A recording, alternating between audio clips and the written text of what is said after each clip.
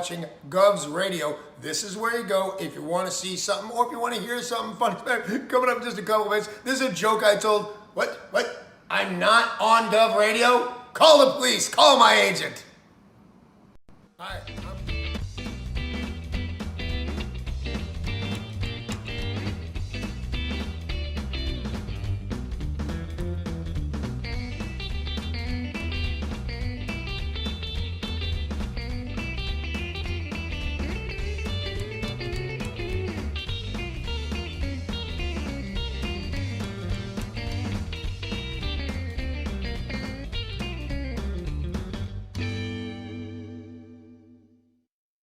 Your mama is so ugly, when she look out of the window, she got arrested for mourning. Your mama. Okay. All right, don't talk about my mom again, okay? Let me tell you something. Your mama, she's so stupid, she thinks that manual labor is the name of the president of Mexico. Your mama is so dumb, she thinks that Kidney Stones is a Rolling Stone tribute band. Gooch, I'm serious. You're starting to cross the line. Don't talk about my mother again, all right? Your mama is so fat that when she holds ass, she got to take 3 trips. Gagoots, are you serious?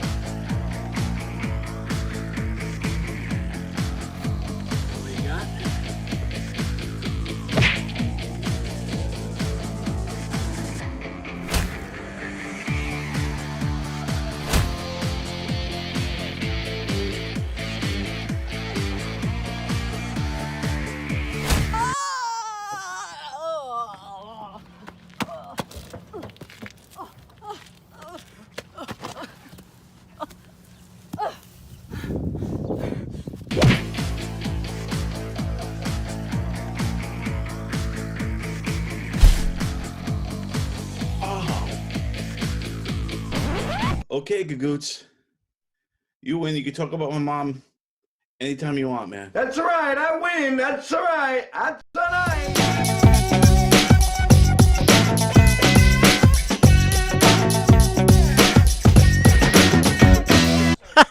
Okay.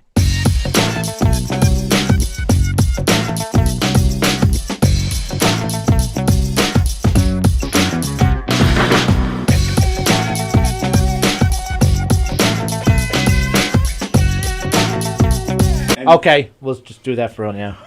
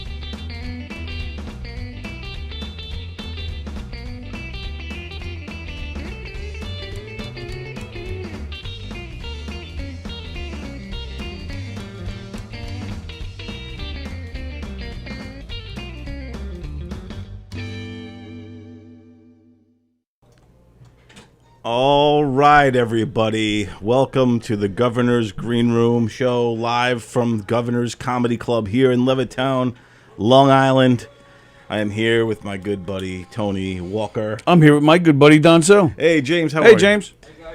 James, the owner of the club, just walking through here. Always good to see him. It's going to be a good night tonight. We got a great show here, live in the Governor's main stage tonight. Everyone should come out and check it out. Who's our headliner? Showing a shot of the hallway that there's nobody in right now. There's the empty hallway, everyone. In case you ever want to see behind the scenes, that's a sneak peek at the hallway. Eagle Wit is the headliner in the club tonight. Eagle Wit. Eagle Wit, very funny guy. He's a Governor's regular. He's here quite often. And then we got of course another Governor's regular is Olga Namer. She's featuring. Nice. Stephen Rocco Perillo is hosting. Nice. It's a full packed, packaged stage. Amazing presentation, I would say. Well put. That was like a sportscaster almost. I do want to say hello to Mickey. Mickey Delaney? Delaney. Yeah, he's hitting me up all the time. Yes. I like Mickey. He's a good dude. He said he's going to share the show. He's going to share the heck out of tonight's show. Oh, that's nice of him. Yeah, Mickey's a good dude. Mickey, how are you, my friend? How are you? Mickey Delaney, he's become a faithful watcher of Gov's radio shows. Yeah, it's always good, and we welcome Mickey, and also Kevin was watching. This is all on the Facebook. Oh, feed. nice! You're looking at Facebook. All right, I got YouTube. Yeah. YouTube here. I can't. Yeah, it's weird. I can't on the screen there. I only see us. But Kevin Epstein is watching on YouTube, and our pal Andrew Fremder is there. Good old Fremder. That's right. Good old Fremder. We gotta get Fremder one day to come in here. He's not a comedian, right? He doesn't perform stand up. He's like a musician, right? Correct. And we had him on our daytime show in here once, right? And we had fun, but then he freaked us out at the end. I don't know if you saw it or if I told you about this. What did he do? I think I might have saw it, but I don't remember him doing anything freaky. He had this wild story about a fire and a girl that.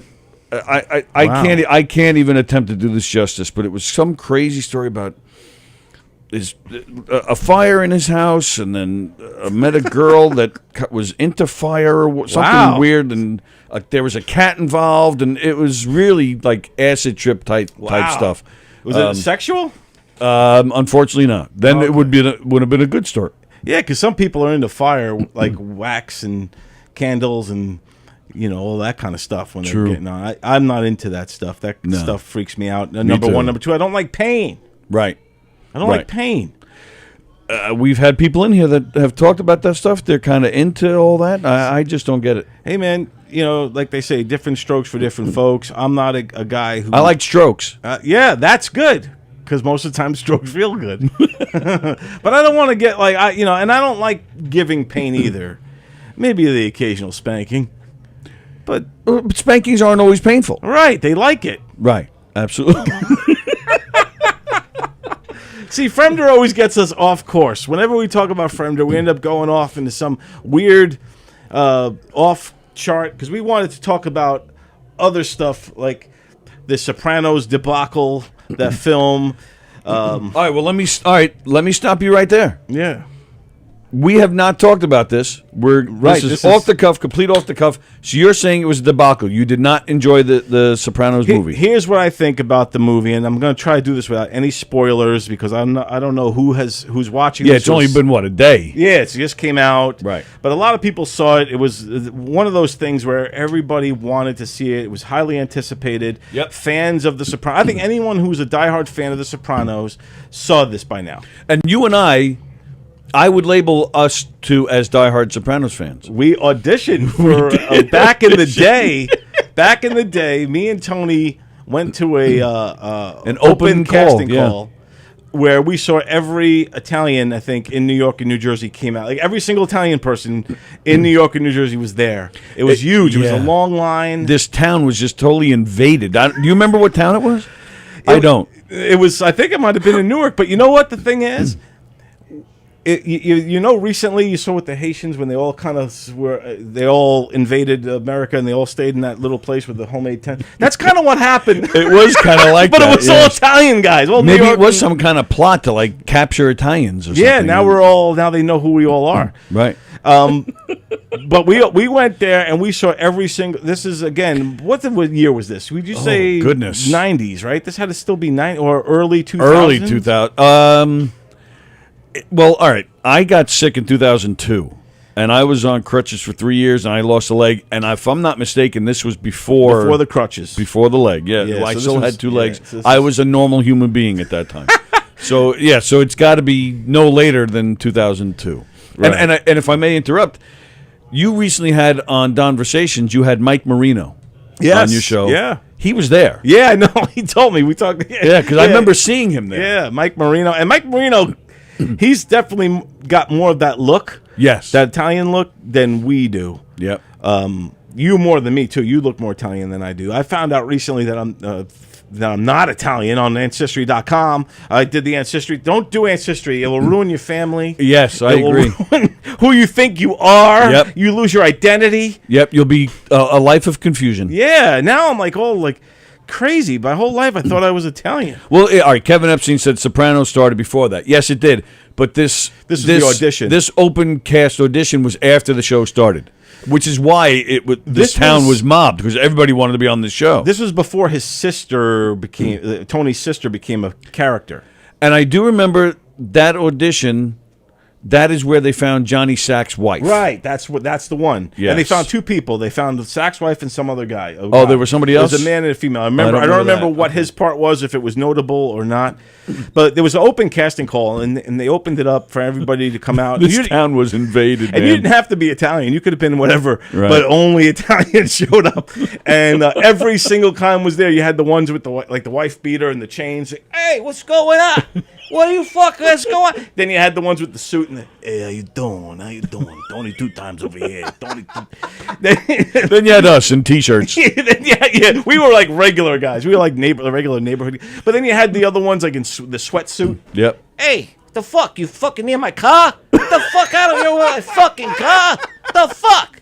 So you had like all of them were there. They were all there, and it was fantastic. And we did a lot of people watching, and we were going around. There's a long line. That line was like wrapped around like a school. Oh yeah. It wasn't like Again, it was like. Yeah, wrapped around the school, down 18 blocks.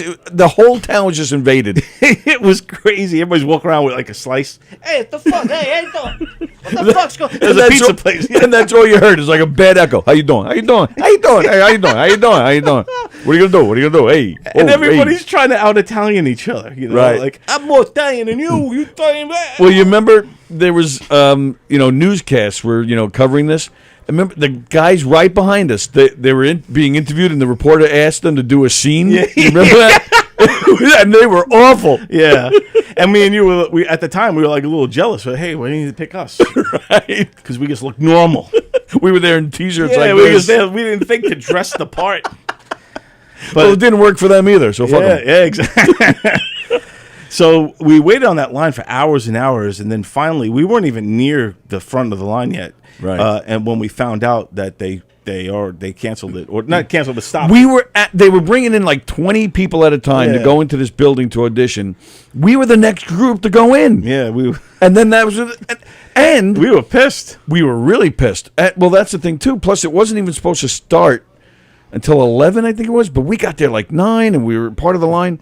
They started taking people. And it wasn't even 11 o'clock yet when we got to the front. We were the next group to go in. Yeah. And all of a sudden, they're like, okay, we're done.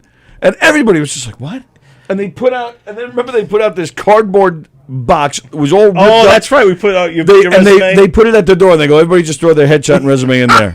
And we did that. Of course. Yeah. You don't want. I do remember that. Wow. I forgot and I'm about sure that thing just ended up in the dumpster. Nobody even looked at it. They probably just took the whole box and threw it right away. That was a weird day. And then everybody was like, what? It's like by 10:30, they're like turning people around. Yeah, we got there early. We left. Yeah. It was like a whole big to-do for you and I. I think it took us longer to get out of this town because it was just so mobbed with people. It was crazy. I remember you drove. Yes. Yeah, and it was crazy. Yeah. But that's how big Sopranos fans we are. Yeah, so we literally auditioned. Well, kind of. We submitted our headshots to be in the show, but now here we are, all these years later. The late great Gandolfini gone now. Unfortunately, yeah. His son took the role. And look, have you ever interviewed any Sopranos people or worked with them in any capacity? Never have. I know you have a few, right? Sallie and I have met. We met Vincent Pastore, who played Big Pussy. Yeah, Big Puss. We actually met him twice, and I swear to God, the second time we met him, he said to me, "Yeah, I thought you were going to have me on your radio show." I swear to God. That's good. I was like, "What?" I think Joey Cola tipped him off or something. I don't know. But they had Big Puss's look-alike was on this. In the movie, yeah. Joey Diaz. And then we also interviewed on here Robert Finaro, who played Eugene. Right. And then just a few months ago, we had Ray Abruzzo, who played Little Carmine. Yeah. And that was one of my favorite things we've done on the show. We had a great time with him. It's always good, The Sopranos again. Is such an iconic show and so important in a lot of ways, especially to television as we know it now. It changed the game. It changed the way. We wouldn't have had Breaking Bad if it wasn't for The Sopranos. They opened up the door for so many shows that took on that style, that took on that style of storytelling, of edge, of the protagonist, the hero, being so like conflicted. Where, like you said about Breaking Bad, it's the same thing. Where 1 minute you love the guy, the next minute you're frightened, scared out of your mind of what he's capable of. Right. Because there are times where Tony would turn and do things that you, the audience, don't approve of, and you're angry at him. And then he redeems himself in another scene. So it's just so important of what that show meant on many different levels. And then, of course, it made every single person want to be Italian, but it also put New Jersey, made New Jersey cool, respectable, and it gave New Jersey a little bit of balls. Where because back in the day before The Sopranos, New Jersey was a joke. Kiss her where it stinks. Take it to New Jersey. And it was just a punchline. Johnny Carson used to make fun of New Jersey all the time. Yep. So now this show gave New Jersey credibility, gave it balls. Now you say you're from New Jersey. You say it with pride and the people you're telling it to will be like, oh, shit, okay, this guy's... And as crazy as it sounds, because I'm not a fan of this at all, but I also think Jersey Shore kind of, because they kind of came around Jersey maybe Shore, a little after that, but it helped, I think. Yeah. Yeah, even though those people, a lot of people don't realize, most of that cast of Jersey Shore from like the Staten Island people. Oh, is that right? But the show is shot on the Jersey Shore right there. Right. But yeah, man. But yeah, so you take all that into consideration. Also, New Jersey's become this cool spot where it's like badass, all of a sudden. So yeah, so you take that with The Sopranos, and now you finally have this movie out. What's the title of it again? The Many Saints of Newark. The Many Saints of Newark. And look, I'm trying not to do any spoilers because I don't want to ruin it for anyone. Well, Joan Asher commented. She wrote, "Who's they?" And that's a line from the movie. Yeah. Which I think is very funny that she wrote that. Yeah, I know Joan saw it. Joan was one of the first people that I saw on Facebook who had seen it and liked it. Yes, yeah. Well, look, here's my thing. So I'm conflicted. Yeah, let's do it. I'm conflicted about the show. So here's some of the things I'll say at the top without spoilers. Okay. I'll say that I was really thinking about it a lot today. Driving around, I was with Wendy at the beach. So you weren't concentrating on whatever you were doing with Wendy. Finding you were just beach glass. Finding beach glass. Yeah, we searched for. A little side note: I gotta do a hobby with my fiance where we find beach glass on the beach, and it's pretty cool, but it's very boring for people that aren't interested in doing that. But what does that mean, though? I don't even know what that is. You mean pieces of glass on the beach? Yeah, but they're aged. So you're gonna hurt your foot. So let's say they're smooth. So let's just say somebody throws a bottle over the boat. Okay. In the ocean. Right. 50 years ago. Okay. So through 50 years, that bottle has now been moved, smashed around, and then finally broken into pieces. And then those pieces, with the waves and the salt water and other rocks, it gets very smooth, and then it finally makes its way to the beach. And then you find them amongst. You got to like search, and that's the hard part. So so you're searching amongst the sand, and it's almost like the same size as a particle of sand. So you have to. They're the same size as rocks. Okay. Or shells. So they mix up with the shells and the rocks. So it's very tedious to find stuff. Are you like laying on the ground, like just searching and like looking? Like well, we go there. We go to the beach. It's a beautiful beach. I got pictures. Okay. And we go to these beaches. I got to show you all the sunsets that I saw. We'll get to the thing.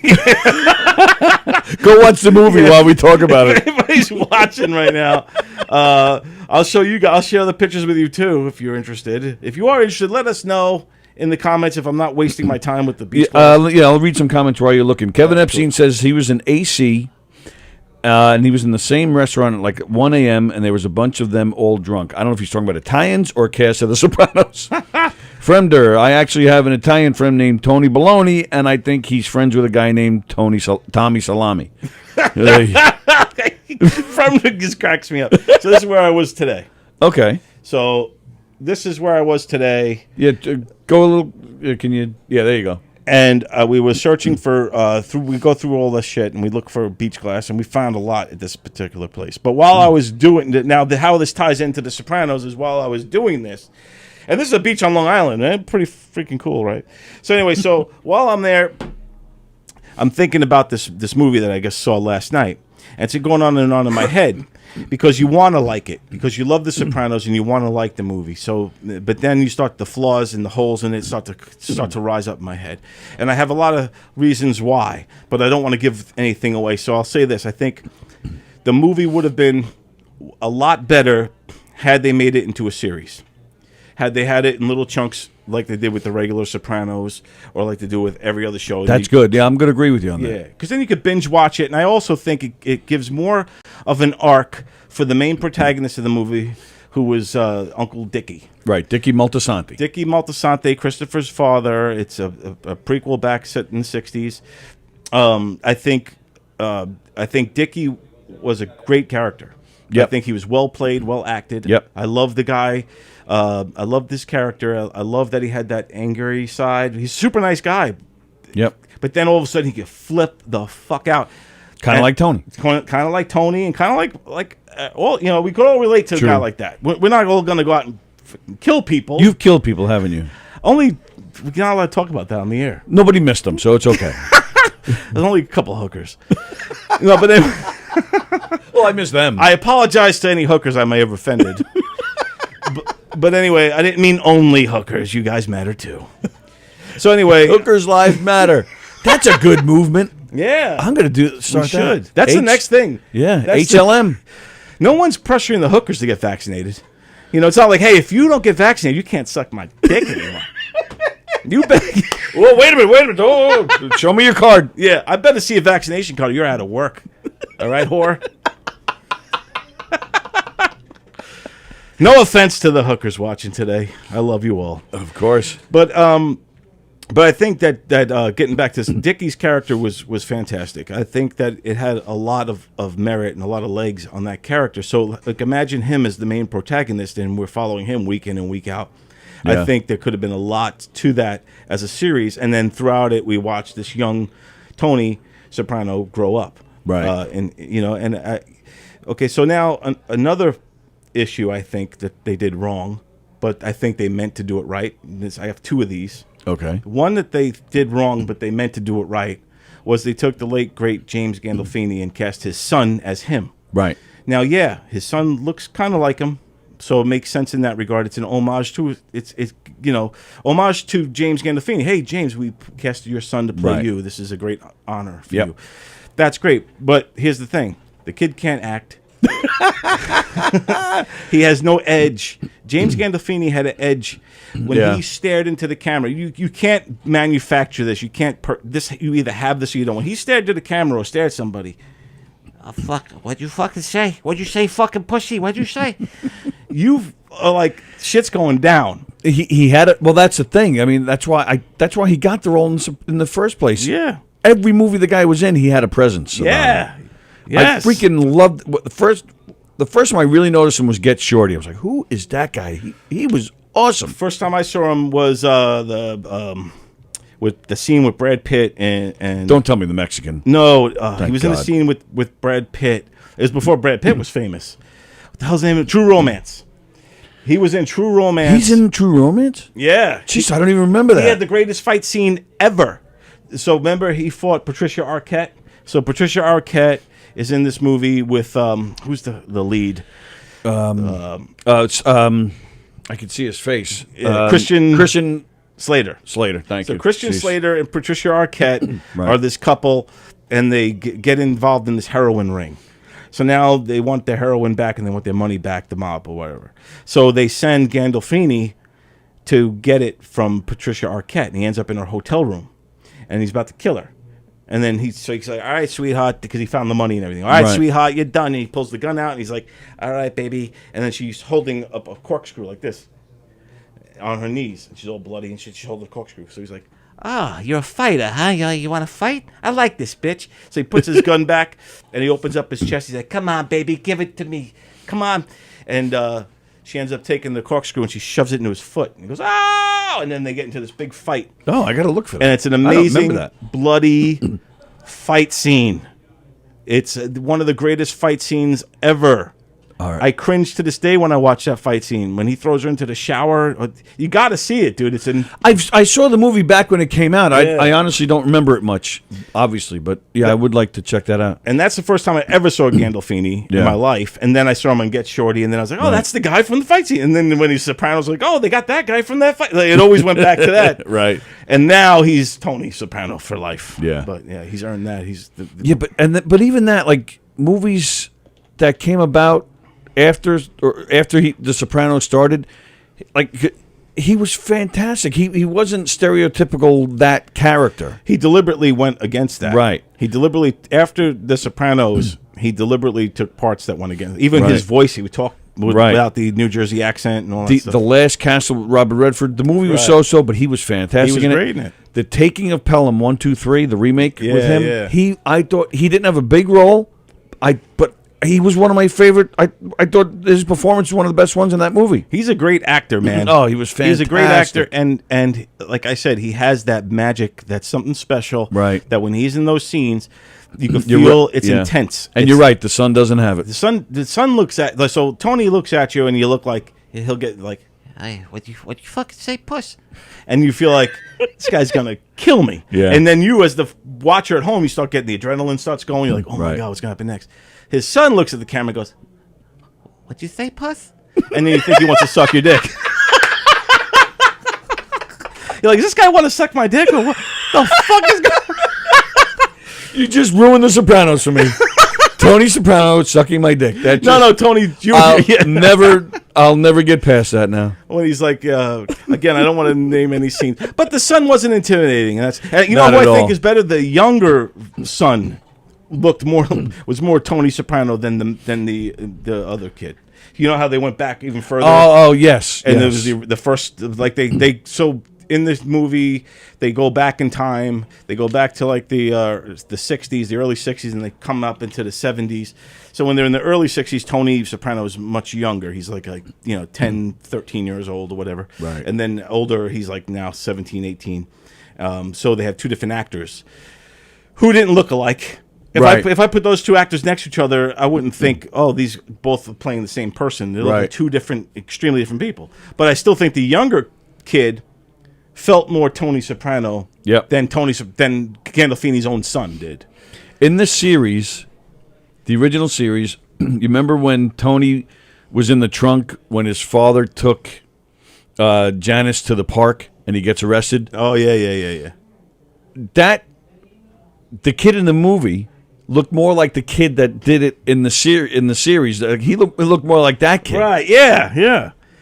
So I understand they did the homage to Gandolfini and that was a good thing, and because it did get people excited. When I saw that they were using Tony's son or James Gandolfini's son to play young Tony, I was excited too. Yeah. I had a feeling though, I think with one of the trailers that it wasn't going to work. Yep. I just had this feeling. Yeah. So I'm watching it, and then I'm seeing that it's not really locking in as soon as they showed him. Yep. And just his voice, his mannerism, everything about him. There was no feeling of that he was Tony Soprano. It just felt like he was just some kid. Like you didn't see any leadership really or anything. Like No. Okay, so that's the one of the things that I know was created with good intentions, but to me fell flat.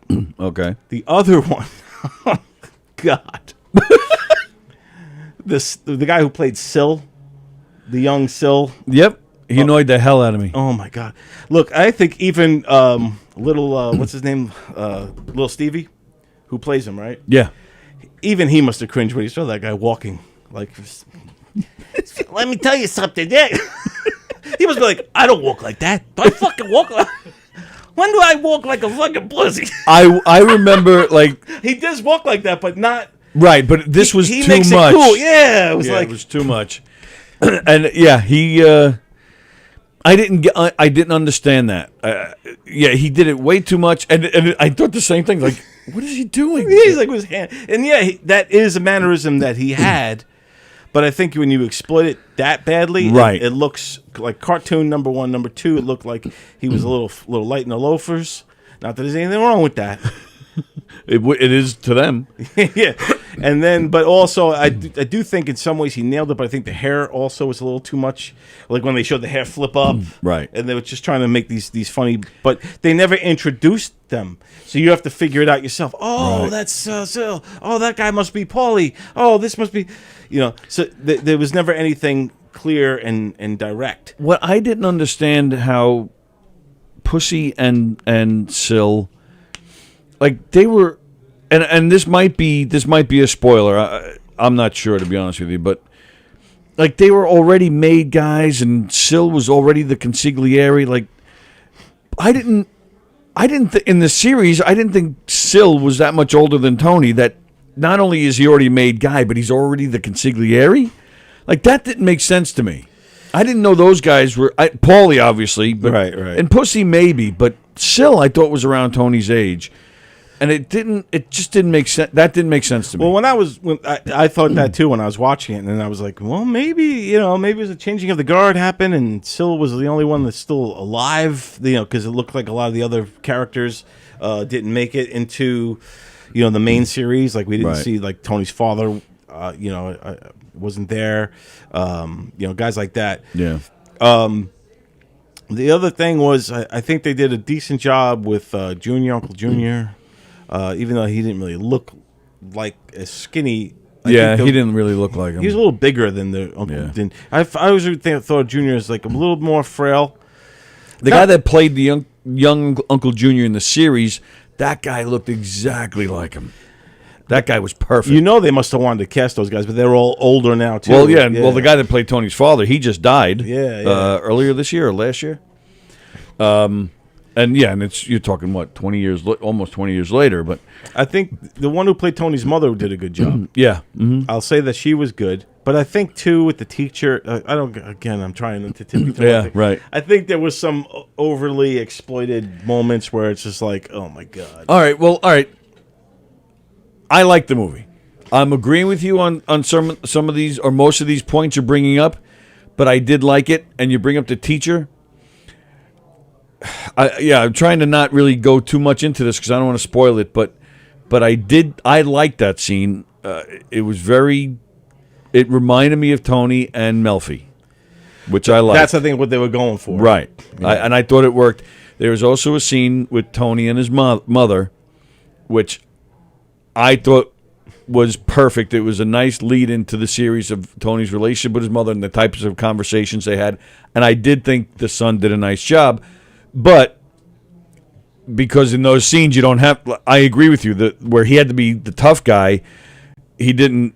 He had zero intimidation. But this part with his mother, where he's the I don't want to say victim, but she's the alpha over him in all those scenes in the show. So I thought it worked right in that scene. It had moments that I did like because I was rooting for it. I wanted to like it because I love the show. Right. But Joan says, Michael Gandolfini is only 22. Give him a chance. What do you think? You're grading on Pasusu?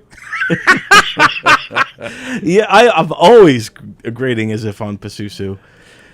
Hey, man. how you doing? Come on in. Hey, All right. Well- Don't get too excited.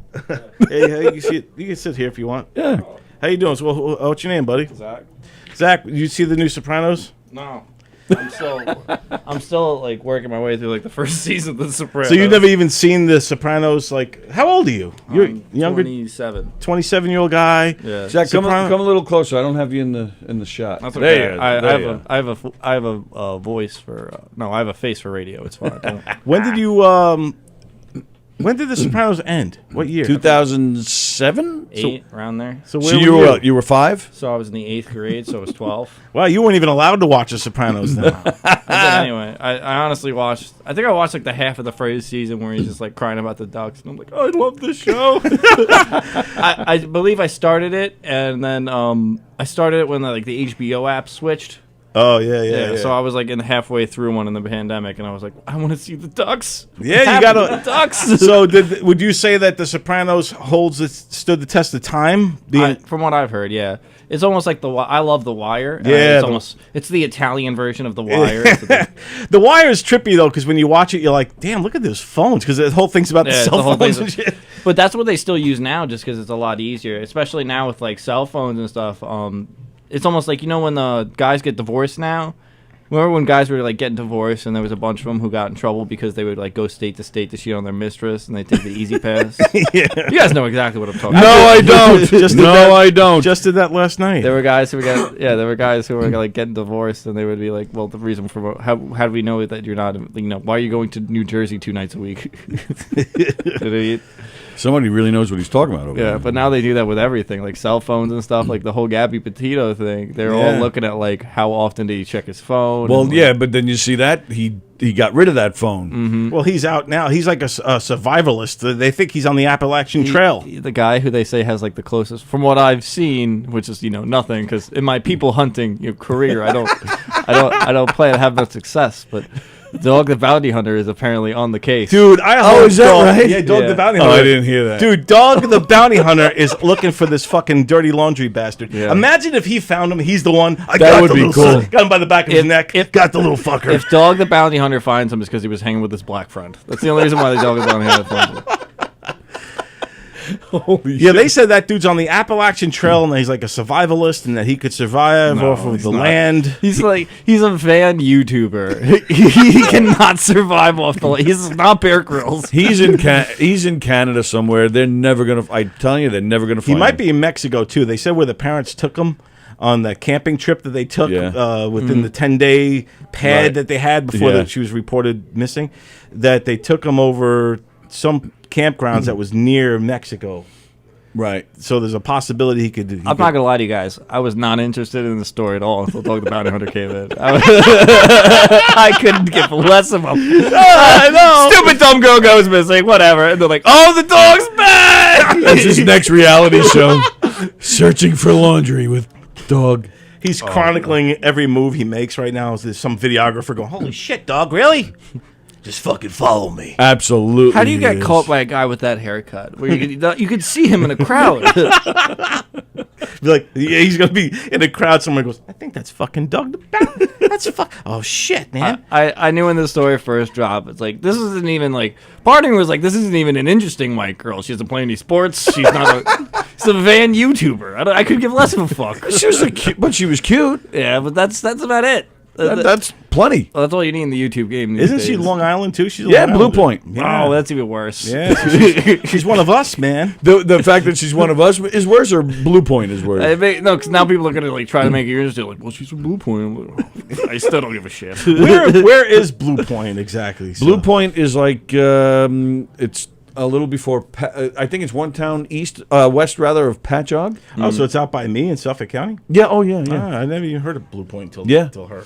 Yeah. I've done a bunch of shows there. Actually, they're good people. Very cool. Where are you from, Zach? Oh, Mass Beagle. I just moved to Hicksville, actually. Really? Yeah, I live like a mile from here now, actually. It was Nice. nice. That's Why'd his you go to neck of the Hicksville? woods. Yeah, I'm in Massapequa now, and I'm from Hicksville. I was just in my parents for the past year, and I saved up a bunch just over the course. And I was like, after the quarantine, before even quarantine, I was working for my dad on for a little bit. Yeah. And then I was kind of like, I gotta get out, or I'm going to kill them, and then I won't get my inheritance. So I should probably. And then get they'll be out. looking for you. Dog Right, will be looking dog for will you. find I had the dog on me. That's that is my one nightmare. That I just open the door one day and he's just there in sunglasses, like, "What's up?" You see him for 1 second, and then it's all black. I and see then you wake Perel- up in a hospital bed. I see Perello roaming the hallways, and he scares me because they're the same fashion. They're the same fashion guy. There he is. Uh-oh. Come on in, Rocco. How you doing, buddy? I have to light Olga in a few minutes. Oh, okay, cool. All right. He's going to give Olga the light.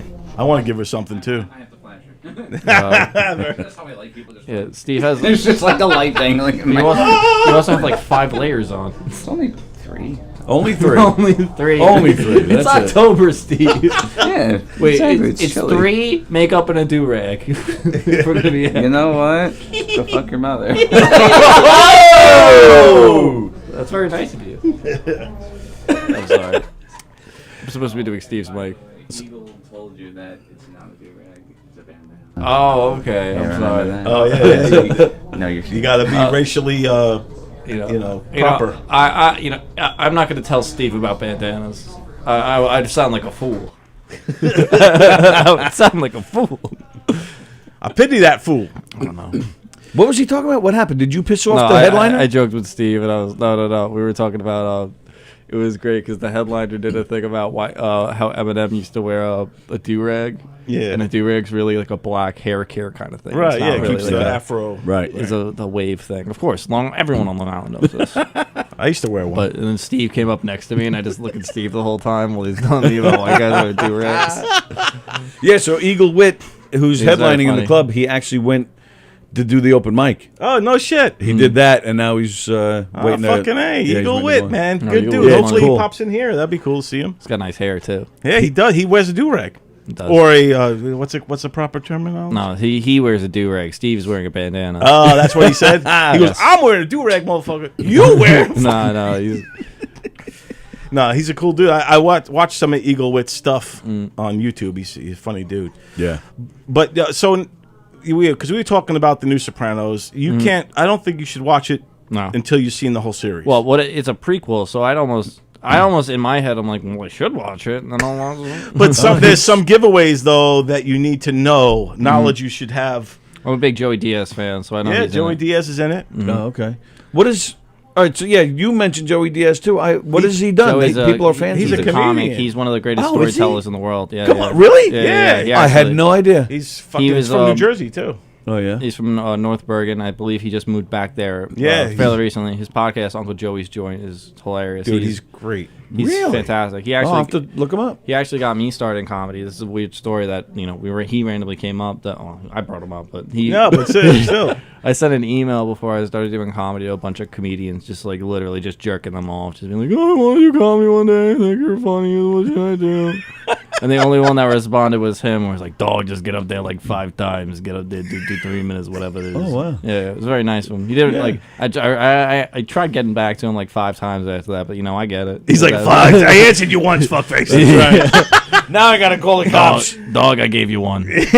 Someone said to me the other day, where it's like when you imitate him now, you got to do Yeah. you got to you got to crack a water bottle because that's what he does when he has the microphone. Like this. Yeah. I thought you were Dog. stealing your water. I thought he was going to take a sip of it. I was like, You yeah, got to that was eat fine. your protein. I actually got a beer in the other room. I get back to in a few minutes. It's all good, all good. So Joey Diaz is a hilarious dude. He's like He's here a lot. he moved to California, did the comedy store. He was a regular at the Comedy Store. He was one of Rogan's really good friends. Rogan made him shit. Yeah. Rogan was actually trying to get him to come out to Austin with him because they're very good buddies. And Wow. every time he's on Rogan, it's a fucking I laugh my ass off. And his podcast too is one of the greatest. Oh, Rogan's podcast. Yeah. No, I mean Joey Diaz. Joey is a Diaz. great Oh, Joey one. Diaz is great. He had the Church of What's Happening Now for a little bit, which is very good. And he ended it when he left California, but now he does Uncle Joey's Joint, which is very good for him because it's more of a Zoom show where it's like he can interview people that he who he could grab for a half hour rather than come out to California and spend $8,000 on plane tickets. That guy will tell you some fucking stories, man. He's lived a life of he was a drug addict. It's always great. Oh, wow. You know Been when in you have a prison. great one from him because he always starts out with a year. He's like, Georgia, 1972. I was fucking this Filipino broad in the ass for cocaine. And it's always something like that where it's like within the first like 40 seconds you're like, what world am I in? That's great. I had I just did some crank Oh yeah, he did drugs for a while and shit. Yeah. It was fucking crazy. His mother too. Stories with his mother. What? She was into drugs together? No, she was his family was like a drug dealer adjacent, I'll say, where it's like I think they ran numbers and stuff like that. You might want to fix. Yeah, I know. I tried to fix it on the other side, so it wasn't like jerking over the whole time. No, but yeah, Joey Diaz, dude, you should check him out. His stand up is Yeah, great. definitely check him out. He's a storyteller. His stories are one. phenomenal. He's one of the best in the world. He's been around for a long time. He was in a couple of movies. He was in that one. What was it? It was With The Adam Longest Sandler. Yard. Yeah, Longest he Yard. was the big fat guy in The Longest Yard. Oh, okay. Yeah. Wow. Motherfuckers, he was great in it too. Yeah, he was good. And he looks like Big Puss, so he's got a lot of stories he about does. the commercial. He goes, I did commercials for years because I look like Big Pussy. He's like, every time they wanted to do a mafia thing, every time. they would bring me in the commercial. I played a mafia guy because I look just like Big Pussy. And he's ironically he's Cuban. Yeah, no, he's Oh, not really? even. He's Yeah. not even Italian. Well, at yeah, all. Diaz, He right, just- yeah. He just has the mannerisms and stuff. It's Right. weird when you talk to him and you're like, oh, this is a white Cuban dude. Yeah. You should email him again, man. Maybe he'll respond and he's like, "Oh, you're in New Long Island. Come down." It's at the point where it's like if someone does, he was nice enough to talk to me once, and if my whole thing is like I'm not successful in comedy because Joey Diaz didn't answer my emails after a certain point, you're a pussy. You're like Stan. It's like Stan and Eminem. Yeah, exactly.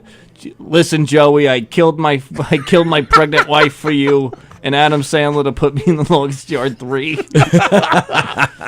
Why won't you answer my fucking emails? Fremda said Steve will come back after he's done sacrificing lambs. So how'd it go in there? Did you I did did like 5 minutes. I didn't, just regular. Just at a certain point after sets, mics just become sets. You know what I mean? It's just better to have more reps down, and especially now where it's like it's hard to get it. It's very hard to do mics at a comedy club where it's like the lighting and stuff like that, and it's at night. So it's very good that they do this mic here on Saturdays. Where you been performing? You been hitting the city up? You hitting Not mostly as Long much. Island? I did a lot of one-eyed jacks, a lot of coasters, a lot of the mics. Really, I haven't gone back to the city much in a few weeks. I did a spot for Evan last week at Greenwich Village Comedy Club, which is fun. It was the first time I was in the city for like an audience again. Oh, was that the one that Plajanos did? Yes, he Yeah. hosted that. Yes, I did the first spot on there. Andy's the best. I went up there and it was a veteran show, and I went up there and I made fun of Andy, of course, because you look at him, you have to. We've been doing that for years now. No, Andy. You mean we can do it to his face? He was talking about how he served in the Air Force, and I was like, not only did Andy serve in the Air Force for a few years, he served as the Pringles logo. He was very good. That's why I love comedy. There's so many people that don't take themselves seriously. Right. Like, how'd you make fun of me? You can't, man. That's the difference between us and them. If you take yourself seriously, you're fucked. No, I just like making fun of people. It's the best. It really is. So you did. I thought that show was only veterans. No, I think they just had me because they just needed to fill time and stuff. Evan always gives me a spot every now and then because I'm one of the only guys that publicly shit on him, so he gives me spots. Evan's out Evan's a there. good dude. I saw Evan in Evan's a there. good dude. Yeah. He's a guy. I know. It's weird that I haven't been back here in a while. You guys moved the studio around. There was a glass divider back here for a little bit. Yeah, there was here a there was a wall wall. here. Oh, okay. Yeah, for the control room, and yeah, we've made some changes. Yeah, looks good, right? It came out good. Yeah, it's nice. Yeah, Nice absolutely. coat of paint. There's a logo on the wall. Got Is that monitors now. just for logos, or like you watch stuff on there? We can watch stuff on those screens, but yeah, we just put the logo on it. That's a good idea. What I want to do actually, this screen, I want to, because they have the feed. Yeah. Of what's going on in the club, especially for a show like this where we're getting people right off the stage. I want to have that feed, not the audio, just the video, so people You can see people yeah, performing. we can see who's up there, what they're doing, what's So when going someone on. tries to touch Steve's bandana on stage, we get the live view. You think anybody's really trying to touch that No. thing? They probably touch Eaglewood's hair first. His hair is fantastic. Yes, he does have, and he doesn't always. Like even tonight, he didn't have the do-rag? He didn't Do-rag have it on at dreads. first. I don't know if he has it on now, but he didn't have it on, and his hair. It was almost like, No, he's got a lot of hair. He's got nice hair. but it was respect it. almost like Lenny Kravitz's stepbrother or He's, something. like, He known was for his it hair. Was like And I even said, well, his website says that he's known for the best hair in comedy. It's his hair. trademark. So I said that to him. I actually said it to him when I introduced myself. I go, All right, you've seen this guy on Comedy Central HBO, and you'll love his hair. So I said it to him. I said, it's not really the best hair in comedy tonight. He goes, yeah, it's all over the place. I need my do-rag. That's not a. You know how many bald dudes are doing this? That's not a high bar. Yeah, no. Like there are dudes with purple mohawks that do this. Yeah, I can't say I'm jealous as a bald man. I don't miss hair at all. It takes a lot of effort to have hair like Eagle Wit's. Yeah, It takes a lot of effort to have good hair, period, man. But I Eagle never had Wit good has hair. like a hairdo, like I had a Jew fro, and I'm not even Jewish. No, I don't but know like you why I gotta had gotta it. like braid that and stuff every now and then with You're eagles right. and stuff. And Yeah. yeah, you got to take care of it. Conditioning. Yeah, From what I've heard from my black friends, they got to use like special shampoos. Right. coconut I made that oils up. and stuff, right? I made that up. Yeah. Oh, no, I've heard that. They do put like No, there Yeah, is I've heard there that, is like yeah. special ones. I mean, I could and be they have to- wrong. If I'm wrong, funnier to make it up. All my African American friends, let me know. Yeah, Call us up. To Tell me. all the African American hairstylists who listen to this show, please call us in. And They're like, tell us oh, how we're stop it, man. You know, you got to put some delicious coconut stuff inside your hair, motherfucker, and then your skin get chappy This and is chafy. This is the plant from Black Panther. We actually grind it up and make it into shampoo. Yeah, so like, if you haven't had a chance yet, go see Eagle Wit. Like, Google him really quick, see what he looks like in his hairdo and everything. And he's got great hair. He's also a very hilarious comedian. Is he doing 2 shows tonight? I think just the one. I think just the one. But he'll be Yeah, here I tomorrow believe so. too. So come out tomorrow night if you're watching this and check him out. I believe Steve Roccaprolo is hosting and Olga Namer is doing a set. I Yeah, think there might be another person in there, but Tonight there's another show tonight. I don't know. I don't think Okay. so. No one tells No, me anything. Olga's I'm here to the do. feature. I'm here to do a mic. I'm literally. I'm running back to a Corona as we speak. I don't have any. I don't have any pull here. But it's still doing a mic like this is better than Bringer Show. Yeah. You don't have to hound There he people. You don't is. have to ask people. I will say this is one of the more packed mics that usually happens. Would you? Rocco's doing a phenomenal job with it, man. Yes, yeah, he no, is. that's what I've He said. certainly I is. honestly got here at 6:30 because usually when I get here at 7, I'm like 18th or something like that, which is like, oh, you'd rather be, I don't like being first, but I'd rather be like not. You don't want to wait all night. Anything past 16 is just like, oh. Yeah. Zach was actually here at like 4 o'clock in the afternoon. 'cause Yeah, I he was had sleeping in my car. He had nowhere else to go. So you got Rocco's Modern Mic. It Yeah. happens every Saturday night. Not every Saturday night. Almost. It's more of a pop-up thing. Okay. Actually, we haven't done one in a while. Every full moon. Yeah, every full. What happens is if no one's booking the little room, they just let me do a mic. Oh, like, cool. why not? It's just sitting there and not doing anything, so why not? Right. Sure. Yeah. Yep. That's And they have good turnouts. That's a great workout space. Yeah, it's nice to do a mic with like the lights and stuff because I do mics with hats on all the time, and like you don't realize how that looks on like a real stage with like the shadow on your face. Oh yeah. I mean, yeah. I told you that from the first day you did comedy. Oh, yeah. I know. And he's like, this guy doesn't know what he's talking about. I'm like, this Then- guy's wearing a bandana. What does he know what- about hats? Yeah, but you learn that because the lights are in your face. They are in your face. It's not even Yeah. that they're in your face. It's not even that. With a hat, it's almost better, but with the shadow on your face Yeah. is bad. Yeah. And doing a mic here too, you don't have to get worry about people getting pissed off when you turn off the game or something. Yeah, that's. I love that. I usually lean into that. We had a friend who was at a mic the other week where they had a poker game at the mic going on while we were there. And now it's become they didn't like us at first, but now it's become a thing where like, all right, tell us the jokes. We're dealing the cards to each other. Talking about coasters. Yeah. But that's what, like, when I have something like that, I lean into it. Where like, there was one time I was at Coasters and they had an Islanders playoff game there, and the host that night was unfortunately Devin Bramble, and I love Devin Bramble, but he's one of my best friends in the world, but he doesn't know anything about sports, and especially hockey. He's a large black man. He has no chance. And he's like, I'm going first for one of the first times ever, and he's like, I'm gonna put you on after the first quarter, and I'm like, oh, Devin, I got Devin, and I got bumped by a penalty. I went out there and I made jokes, like I was telling them about like how I was making jokes about like John Spano and shit like that, to where they're like they knew what I was talking about. I also tell a joke about how much I love Lauren Hogan. And I do love Lauren. If you see this, you can find me on Instagram at the Zornado. I share my shits. You're welcome. You could leave your husband for me anytime. But I was telling old jokes about that. She's watching right now. Of course so she is. Good old Lauren. Of course she is. Why wouldn't she be? Yeah, she loves. Everybody's watching. She's not hanging out with her loving husband and family or anything, or some, Czech 18-year-old Czech hockey guy. She's, it is what it is. Steve, how you doing? I'm doing fine. Usually when people start talking sports, I just kind of zone out. Oh, I love it. I don't give a That's shit why I about tell jokes about sports. sports all the time, where it's like the common man watches sports. Like, I don't think the average comic likes sports that more. That there's the Some rate do, of comics. yeah. Yeah, the rate of comics who like sports. It's either like they like one sport a fuck ton, like Johnny Mac, where he's like, I live for wrestling, and he's got like his Ultimate Warrior costume in the car and stuff. But Is that right? Though I've never noticed that. Really, a lot of the Well, I comedians aren't sports guys. Yeah, I don't more think wrestling, so. more wrestling. Wow. But then there's some that are like diehard ones. Like we saw, what was his name that came in here and wanted to watch the MMA fight? Gillies. Yeah. Joe Gillis. Yeah. Shane Gillis, sorry. Yeah, Yeah. Shane Gillis is a funny motherfucker. He played Yeah. he played offensive line, I think, in Army for a little Yes. bit. He was Yeah. big. Yes, he did. Good Big dude, big dude. So he's into sports. You got Joe Rogan's into sports. Well, right. at Oh, least yeah, MMA. He's kind of its own little.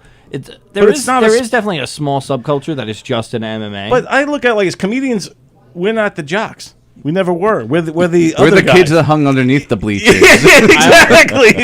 So with that state of mind, that's who we are, right? So we're No, not. Yeah, gonna we're be- still but there- getting but there we're is still something- getting picked on by there the is fucking something- sports, just not directly anymore. Just like indirectly, just like jocks. I do think there is something more for like locker room humor and just like guys just joking around and stuff like that that I think is missed on a lot of the comics who don't, And I think there is a whole part of comics. There's a few comics who like they hate the fact that a comic does sports. Like I play lacrosse, so every time I hear like, "Oh, lacrosse player, you're not gonna." He's a rate me comic back and here." sports. Yeah.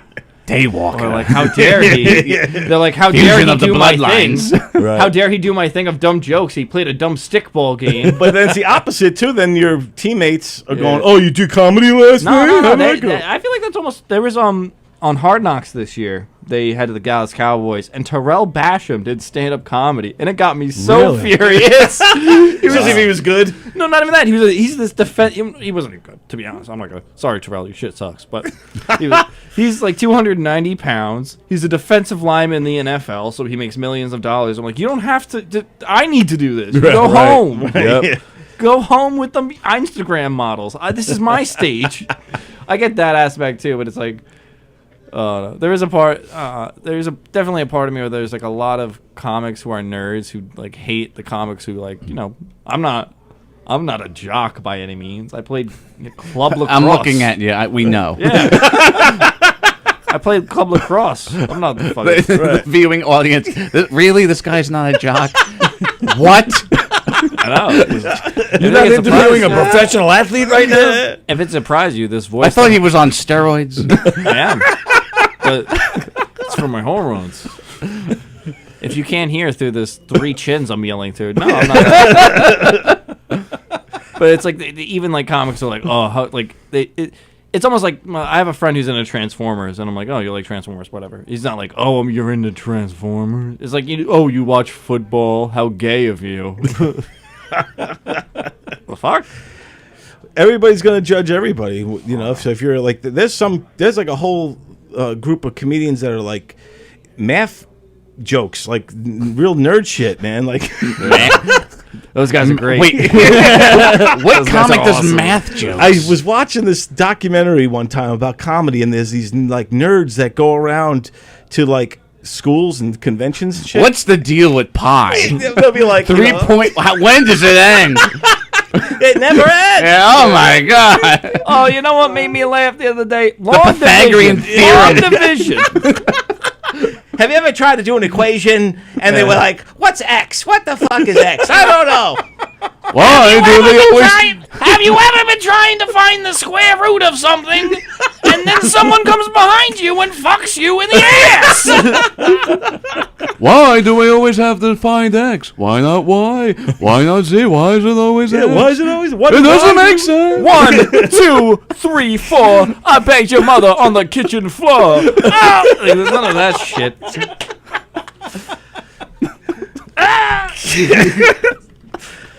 This is dangerous comedy. I just don't understand. Even like those guys. What's with the word problems? Why do we need word problems? It's math. Everything seems like a problem. The sad part is that might actually be a Seinfeld joke. Oh, we got it! It's our Mario. little buddy Hey, Mario. Come on, Mario. We were just doing math jokes. You know you got problems when you gotta do matches. Yes, indeed. Grab a microphone and have a seat. Was it disinfected? I believe so. Absolutely, yes. No one touched it. I believe Mario, you were opening for Michael Winslow recently, right? That was Devin Bramble. No. Oh, that's Carl Winslow. Carl Winslow. the sprinter? No, the guy from Family Matters. Oh, okay.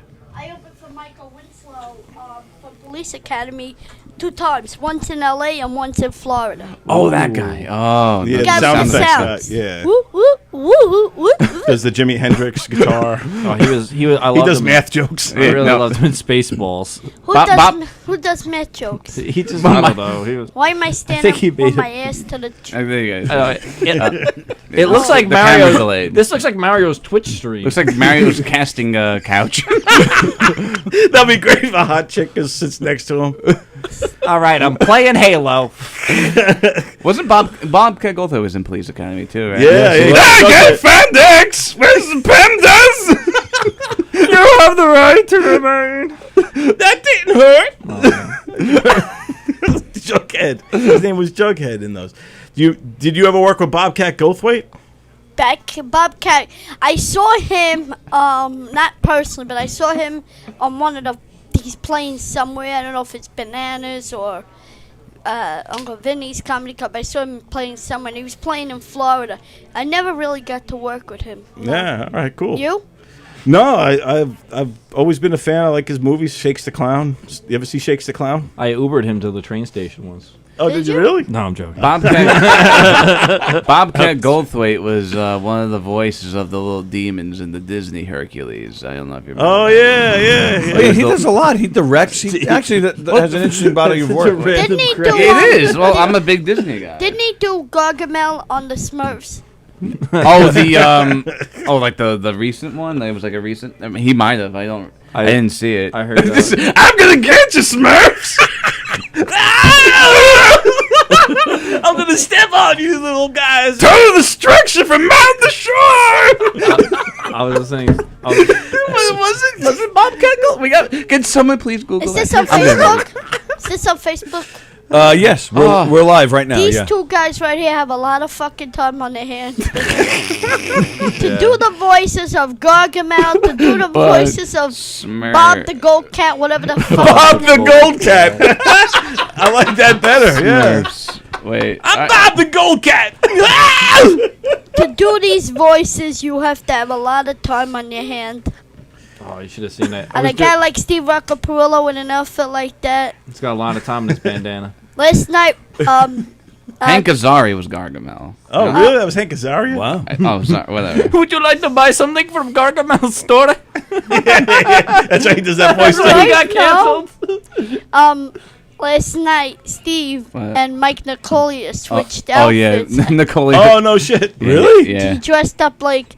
I said, well, it is October, and soon as trick or treat. And then the power went out because there was currently 2 Steve Rockaprillos in the building at the same time. I think the electric thought could it was handle more- that much darkness. I've said- never been more disgusted. As I was walking out the door, the power went boof boof. Wow. See, that caused a power surge. Where was that? Here?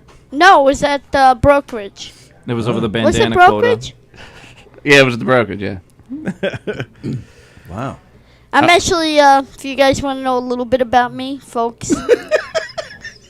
They're talking about bandanas and dead people. Rest Yeah. in peace. I'm currently doing a movie. Yeah, so you posted on Facebook, right? You Very posted some good. pictures. It's called Don Q with Armand Tasante, Chuck Zito, and don't matter whoever else. Yeah, no, that's Me. awesome. Steve. Did you go to Armand and say, "Hey, I know your nephew Marco"? Did you tell him? I met Armand at Marco's dad's wake. Oh, okay. I'm not the kind. I'm. You won't believe this. 'Cause You went to the wake trying to get work. Is that what you did? You son of a bitch. No, I He's wasn't. handing out those little cards. No, because I did. I gave him out. Come on, at the wake. I probably got about 5 or 6 followers. So, But he Marcus, lost one though. The person who died. Well, Marco's dad's +4. the one died, and Armand came, and then I said to Marco, I says, I want to say hi to him. He goes, you're not going to ask him for an autograph. So, you're not going to believe this. So, there's 3 chairs, and one of the chairs is James, right? And I go to grab my phone, and James goes, you're not going to do what I think you're going to do. I go, what do you think? He goes, you're going to get a picture in the funeral parlor with the casket behind me? Fuck you think I am? Well, then So you did it, didn't you? I did it. No. well, then you'd have a picture of Marco and No, his dad. But collect the set. Like Steve Acapulco, he has to collect the Collector's set. item, yeah. So after the reprise, the next day we had a reprise after the burial, and it happens to that the chairs happen to float that I sat across from Armand, and Marco goes, you know you sat here because my cousin's there. And I go, yeah, you're probably right. You little bastard. So he talks to Armand. Armand goes, here. I said to Marco, can I get a picture with Armand? He goes, here, because he's got it. John got it. I love him. He says to me, yeah. He goes, so Armand goes, what does he want? What is he asking for? So Marco, he wants a picture of you, the little bastard. He can't wait. So he goes, yeah, no problem. Yeah, no problem. So then we take the pictures, and Armand goes, oh, I like to get those pictures. I go, okay, you want me to send them to Marco, and he'll send them to... He goes, no, take my phone number down. He's like, yeah, baby. I locked in another one. You know, in L.A., when I was doing NYPD Blue, they knew me as one thing and one thing only, Starfucker. They say, pull away, the Starfucker is here. Anybody... Get the damsel out of here. Mario Bosco's gonna fuck her again. No, Starfucker means is that I want their autograph, a picture with them. We I call want them, their phone. when I was working with the sports, we call them jock sniffers. So Starfucker, jock sniffer, same thing. Same thing. So Carmen Electra, whoever came my way, you know, I did the movie The Royal Tannenbaum with Ben Stiller, Bill Murray, forget about it, Gwyneth Paltrow. Yeah, that was a good cast. And big cast. Angela, what's her name? Angelina Bassett. Jolie. Angela Bassett. Angelica Houston. Angelica. And Jack Nicholson was there. Hello. And I did a movie one time. What the fuck It looks like Mario's on Stern in this TV. I did a movie one time with Angelica Houston in Coney Island, and she goes, I want to introduce you to somebody. I go, who? She goes, my boyfriend. He's a cop. He's going to kill you. No, I go in the trailer. They made it look like snow. I walk in there. He goes, hey, how are you? How you doing? The hair was spiked there. I go, this is a crazy guy. And then somebody goes, you know who that guy is? I go, no. He goes, that's Jack Nicholson. How do you not know who Jack... And I I go, I didn't get his phone number. Come here, you little fucker. You want to sit on my lap? Then he starts tickling your butthole. No. My goodness. That's what Jack Nicholson does. Jack is a good, nice guy. Nice people. I've been around nice people in my life. Jack Nicholson was great. That's why I like the Jack Nicholson. Quite the cocksmith. He's had some good ones. He was in Mars Movies. Attacks twice. He played 2 people. That's right. Wasn't he the president? He was the president and the guy who owned the casino.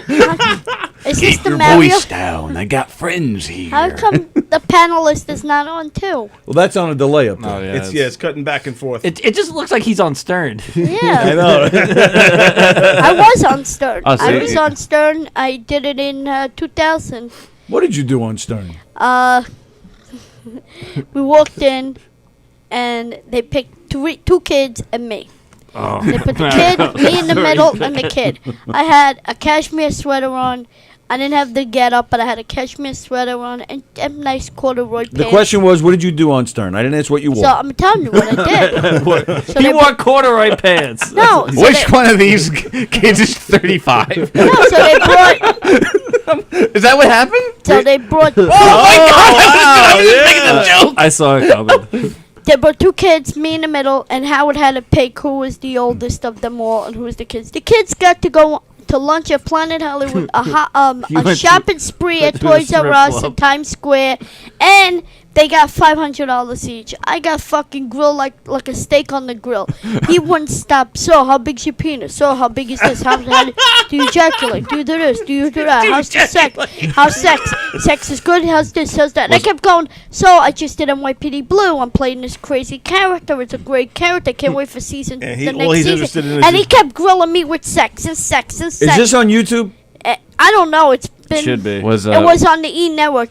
So the best one is after that I walked out of there like worse than my hair like this and had to be there like 4:30 in the morning waiting. I said to the guy, I'd like to get a picture with Howard because they just went on a radio break for commercials.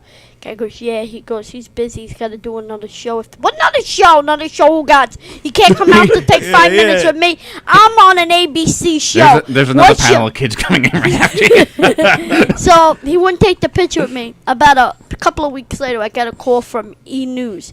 Goes, hi, we work with the Howard Stern show. I said, yeah, how can I help you? I go, you telling me there's something I got to do? Because they did a tour where they filmed it. And he goes, we like to film you going to a bodega. We like to film you going to... And I go, what do you want me to do with a bodega? Buy cigarettes. Please say buy cigarettes. Did you watch the show? No! Is that what it was? No! Like beer and cigarettes and shit? They wanted me to buy beer, cigarettes, and condoms. And I said to them, and I turned around and I said to them, excuse me, I says, first, beer, I don't drink. Okay, cigarettes, I don't smoke. And condoms, that's what you buy at Rite Aid. Goodbye. And I hung up on them and I never heard back from them. Wow. And then Grant Tinker's son, Mark Tinker, who directed my episode on NYPD Blue, says, they want you back. Back? Back from where? The dead? He goes, no, Howard wants to do another. Please, I said, thank you very much. The first one was more. So what were you insulted about it? Because you could have become one of Howard's guys. Howard wants you to fight Beetlejuice. Listen to me. Exactly. Wants you to box Beetlejuice. You must be watching that episode. Are you joking? He wanted he wanted me to fight Beetlejuice. How are you doing this? I don't want to fight this motherfucker. Go for him. And I said absolutely. This motherfucker want to fight me. I'm gonna fuck so this when- motherfucker up. so- That's a good impression of Beetlejuice. Awesome. That's a pretty good impression of Beetlejuice. That used to be awesome. So he wanted to call me back the second time, and they want you to fight Beetlejuice. I don't know. And I said, I sat on that for 5 minutes. and I said absolutely not. I said because I know he'll kick my ass. No, I says, can I bring a few boys from Brooklyn? Oh my god. No, but it's funny that just about a month ago I was in LA. My midget friend. I was in I'm gonna do a spot on Okay, cool. I was a couple of months ago. He asked me to go up. Rocco Perillo. Yep. He said he's hosting. He's gonna get me up. Yeah. So, I was in LA and I was roasting Jimmy Kimmel's cousin Sallie at his club in Vegas. Yeah. Right. And What was that? I'll be back in a minute. I'm just getting my beer. Okay. No, Yeah. what was that? Hold on. I want you to listen to this. It's important with those fucking things. So, I'm sorry. So Mario. at the dinner at Majando's, they had a private dinner at Majando's in Las Vegas at the Palazzo at the Venetian. Jimmy says to me, I want to do something. He goes, would you do it? I go, what? He goes, cousin Sal wrestled a guy. He goes, would you wrestle Beetlejuice? And I said, what? That's the second time in your life you've offered a fight with Beetlejuice. And I said to Jimmy, Jake Paul. and I said to Jimmy, I says, Jimmy, I love you. You got a great family. I go, put the money on top of the table. I go, how much are we talking? He goes, he started laughing. I go, what's funny? I go, you want me to get hurt? Then I can't go on the stage. Fuck that. Give me the money. You want to put $50,000 down. What's $50,000 to a man like you? Put $50,000 and then I know what I gotta do. I'll take a beating for 50 large. What's he gonna do? Break a rib? And now it's weird now that Howard's gone to like the finger wagging position. Really, where he's kind of becoming. He's getting old now. I get into Howard a little bit because I listen to it with my dad sometimes, and it's like I love Ronnie and I love High Pitch Eric and stuff like that. But he's kind of becoming. They all come to Jimmy Caricature. Kimmel when we're in Brooklyn because we were supposed to be now this week, but they moved it to the spring. When we come, the last one we did, 2019, they all came in High Pitch Eric, Howard. So when Howard comes, They all come. High pitch Eric, all of them come, and they all Well, want. he's like an agoraphobic, right? Like he barely leaves his house. Like, Howard Yeah. now, he's like freaking out. Over Howard is like Howard doesn't want nobody in his dressing room. just cats. and cousin Just kitty cats. and cousin Sal 'Cause will he's a knock pussy. and loves cousin kitty Sal cats. will knock on his door and go, "Hey Howard, it's Jimmy's cousin Sal. What's can I let's take a quick pic." And he hates it. And the last episode we did in 2019, Howard brings a bag of laundry and he tells Jimmy, "You got to tell your cousin stop dropping his laundry on my doorstep." Well, Mary, I'm glad you're here because I have a proposition for you. I'm not fighting I want you to fight Beetlejuice. He's Beetlejuice. Come on in. No, I think Do you regret not taking that offer now? No, why Because not? you could have started this whole celebrity boxing career. Yeah, you could have brought been- it back. Listen, you don't do, I mean, I guess because I was an actor and I was just in NYPD Blue and I had more to go towards, and I was hoping to I was up for an ABC, which was a Disney product show. I wasn't going to risk myself because, listen, at the end of the day, it's all about laughs. Yes, it would have probably gotten me on the panelist at Howard, this and that. I would have probably replaced Audie. Move over, Audie. Yeah. But... listen, unfortunately, you can't, But I respect that. You're thinking long term. You didn't want to get pigeonholed into that whack. you don't stuff. want to get pigeonholed. You don't want to get you don't want to be You don't want to be a labeled- sideshow. Yeah, you don't want to be a sideshow. You don't want to be a labeled, like in Coney Island. I'm not. But you also get, I think you also get the difference with Howard that there's a very distinct difference with Howard with regular callers and whack packers, and you didn't want to be the second No, one. I didn't want to be any of them. But now, today, 2021, whatever the fuck we're out in. 1 month of 2021. We're in 2021. In the Okay. year of my Lord Beetlejuice 2021. All right. If Howard said, "Hey, come do the show," I'd be prepared, because now I'm I'm a drinking raw eggs. no, because I'm a comic and I could handle the left-right punches and I wouldn't be able to So how did you No, handle I it? don't mean from Beetlejuice. I mean the left-right punches from Howard Yeah. with the sexting. Right, like what? Right. How did you Like if react? he said to me, yeah. "How big's your penis?" I go, "How big is yours? Whip yours out. I'll whip mine out." Fucking. Well, I got into a fight when he interviewed Harry Styles because he said something like along the lines of like he has a female therapist, and with Howard, it's like he's gonna say, "Oh, well, you're gonna fuck him." That's like Right. his thing. He's very just sexually talking, and all these like 14-year girls online. It's like, how dare he ask this? He's gonna get canceled. You know what I mean? Like, it's like, who is this guy? I've never heard of him. Back in the day, you're too young, but I don't think you know. But they would. Back in the day, we had Dr. Root. Dr. Ruth called Westheimer, yeah. Dr. Ruth Westheimer, you called Dr. Ruth and say she would talk to you about sexual and orgasms and all this. I mean, you as a comic should listen to some of her stuff online and you would just like go, "Oh my God, I can't believe it." But, that's who they were. So Howard Stern was that. Yeah. When he was on E! Network, like I think now on Sirius, he had to curb his situation a little bit. But when he was on what do you call it? It was just like whatever splurted out of his mouth. How did you respond when he asked you if you ever had orgasm? I told him yes. He came on him. That'd be great. Yeah, you want to see? Let me show you. Shot a load on his chest. No, but Fucking Howard. listen, it's an experience that we take. You know what I mean? It's just Oh no, that's a great The, story. the fact that you were on the Stern show and had Stern's attention like that is pretty cool. I mean, I don't know if it was cool because you really, when you do something, you hope that leads to the next thing. And you hope that leads to the next, and that leads to the next. Like this one. and with Howard, he gets that like every day, where someone's Well, always right, trying but to put a Howard fucking is demo Howard on his is desk. if you're not one of his Boys. monogles or whatever you want to call them, Mamalukes, Mongoloids. Mongoloids. I believe they're If you're not one of them, then you're not Mongoloids.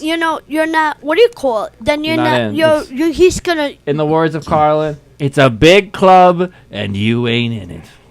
You're right, but I could have been in it. I had that opportunity. I sat. you did. You could have fought your way in. If you would have went to and bought cigarettes and beer, you would have been locked in. He would have And a couple of condoms. Oh, he really is just like an 80-year-old, 14-year-old boy. Like, what are we gonna do? Send him out to buy cigarettes. You know what? Now, if he would have asked, I would say yes. Now, if he would say to me, "Hey, listen, we Okay. wanted." Is Johnny looking for you? I'm next. How many more? 5 minutes? Okay. All right. You know, now, back in there, too. now, if he would have said, "Hey, listen, we want to do a piece on you, this and that," would you want to, you know? I would want to know what was done. I'm more savvy now. I'm more, Right. you know, more, you know, I'm Seasoned. now because You're seasoned up it's now. seasoned, but it's also, Yeah. you get know, it. I'm a comic now. I wasn't a comic then. I was an actor. I'm still an actor, but I was Yeah. a comic then. I wasn't, you know, I was just an actor, and I was holding out for ABC and the higher ups, and I was like, if I get caught doing this junk with Howard Stern, who knows what that would have landed me under. And it probably was a bad mistake, because, you know, I was hoping for the top, and I had the opportunity at the bottom. Yeah, but you kept your integrity to a Right. point where Absolutely Yeah, oh right. yeah. you're not like, well, No, some I of the agree other with Whack that. Packers like High Pitch Mom, or well, not High Pitch Mom, Oh, Tan Tan Mom. fought Tan Mom. like they made her box another lady, and it's like she's not a person where like I love boxing.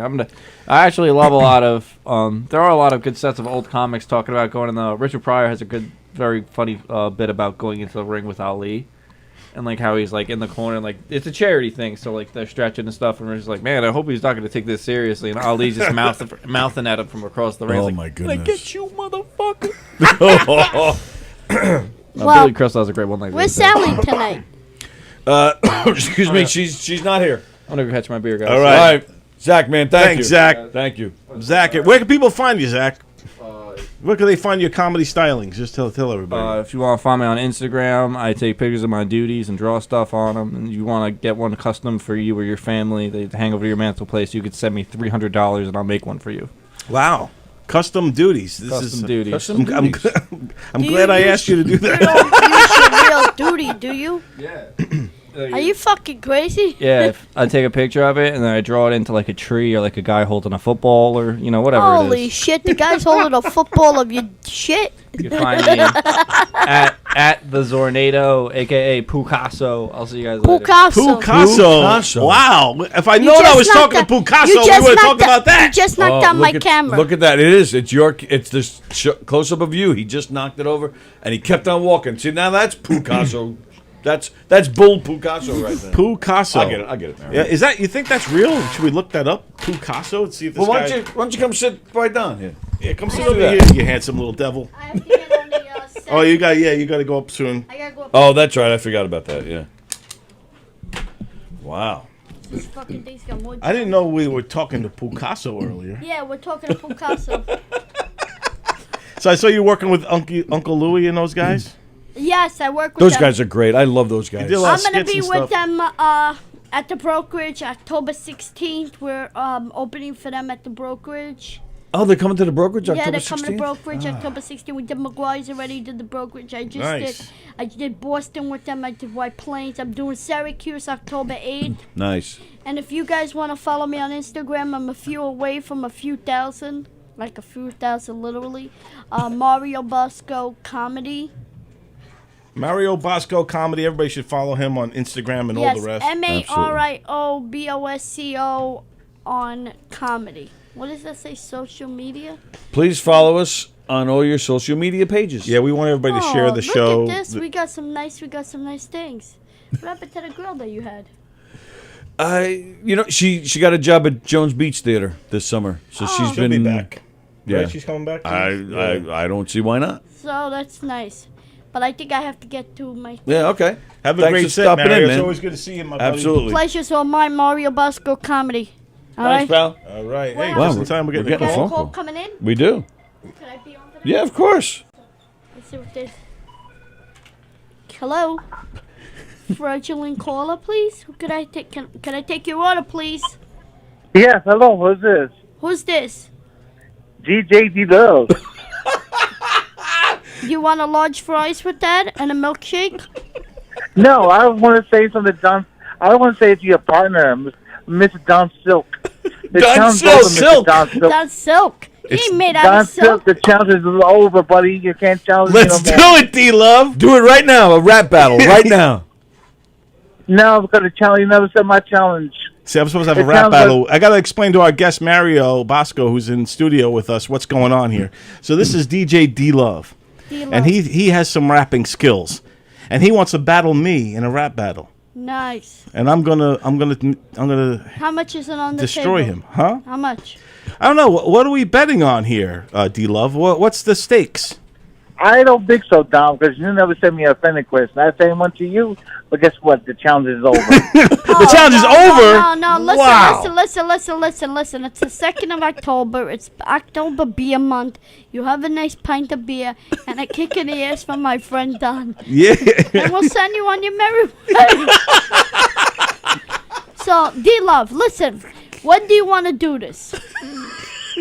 I'm going to do it on my next show, right, Tony? Your next I show? want him to come in. Okay, Right, hold on. Tony, we This want him next to come show. in my next show. I have a Yep. question for you because, we're not stupid here. I want to know how much is the stakes on the table?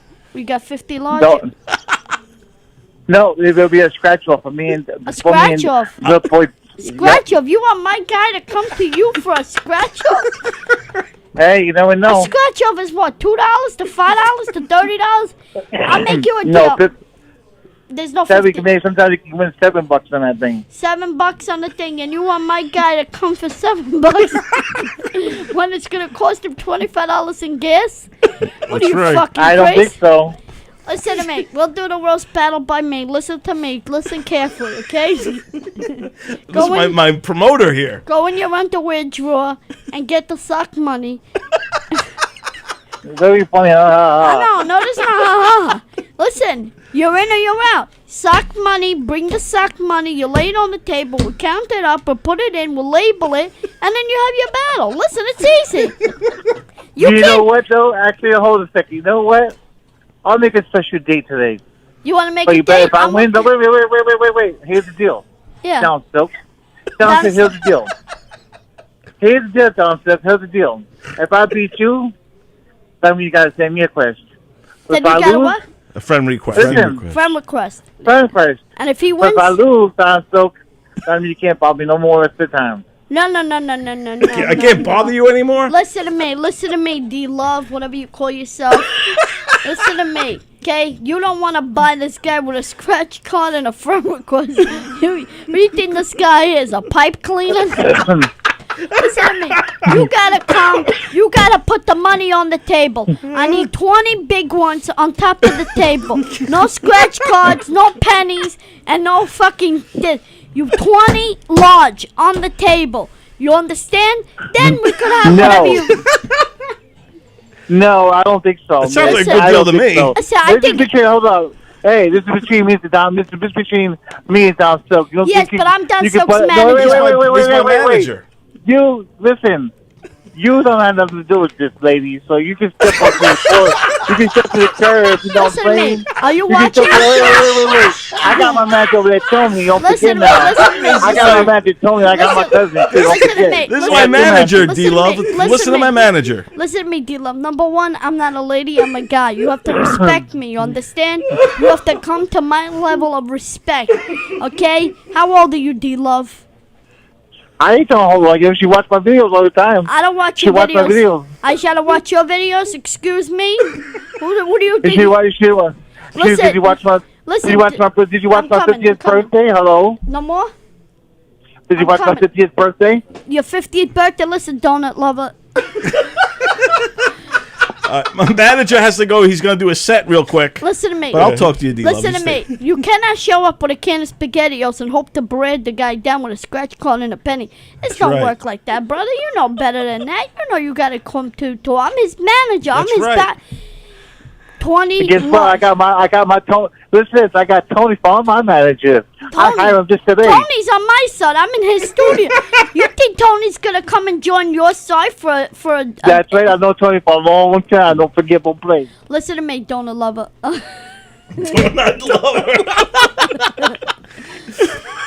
Wow. Listen to me. You want to battle the guy? You got to give 20,000. Simple. There you go. Mario Bosco, ladies and gentlemen. Mario, my manager, Bosco. I love you, I Mario. don't think you lose. Just, like I said, Don Silk, let's do the battle right now. I'm down with it. You want to you want to do this right now? That's right. Let's do it right now. Go, get it. All right. Down here. You know where we are. No hiding secrets. My manager wants you to come in person and do the battle. But if you want to do it, I don't think so. We can do it over the phone. I don't care. All right, let me hear what you got. You go ahead. Go first. We're gonna do this right now. You go. No, the winner goes first. The winner goes last. So my challenge to go first. All right, here we go. This is off the top of my head now, man, because I wasn't expecting your call. And my manager has now left, and I don't know if I'm getting 20 large or not, but here we go. It looks like a leaf. Oh, all right. Or something. I don't know what the hell that is. Something off the bottom of a shoe. Yeah, I don't know if you want. I don't know why I just touched it. All right. Sorry. Here we go. All right, you ready, D-Love? Go ahead. Here we go. I'm waiting for you. D-Love? Man, it's more like D's nuts. I heard you got a hubby and you like it up the butts. But that's okay, man. I really don't give a fuck. Because you probably swallowed 2 and got the jizzle in your guts. D-Love, yeah. What? You dirty little slut. You got your face way down and your ass way up. Man, I could probably fuck you if I really wanted to. But unfortunately, I don't go that way. But I know that you do. So, D-Love, I don't know if I'm going to friend request you. Or if you accept your friend request to me. But one thing you should know. Now, here we go. All right, let me hear what you got. It's my time now, Don. That's my time now, Don. Here we go. This. Here we go. Yo. My name's DJ Love. Don Silk got shit up me. I just got my beat off of Nico Peak, man. Don Silk is nothing but a pussy boy, man. You don't know what I'm doing next, man. This motherfucker got a big old head and a big old nose. He looks like Pinocchio, man. He got nothing on DJ Love. Oh, shit. Don Silk is a pussy boy. He sucks on dick every single day. And then he sucks on mouth every single day. Don Silk is nothing but a pussy boy. My name is Don Silk. And he's a dumbass, fat motherfucker all the single time. He sits on the couch and do shit. Man, This might be his best rap ever. Radio right now. He's not doing nothing. DJ does. He gets money, spends money like that. Yeah, what's up, Don? D-Love, he calls me money. a pussy boy. But D, you ain't never had pussy, boy. Because you get cock up in your ass and cum blast on your face.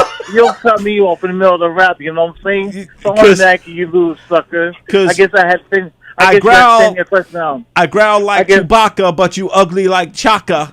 I'm going to blast you like Banaka. Because you a faggot, motherfucker. You like to suck You're that so dick. Fat.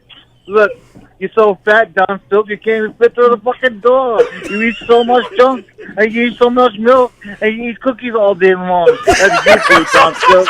You son of a bitch. You a donut lover, and you never undercover, because people see you coming because you smell just like your mother.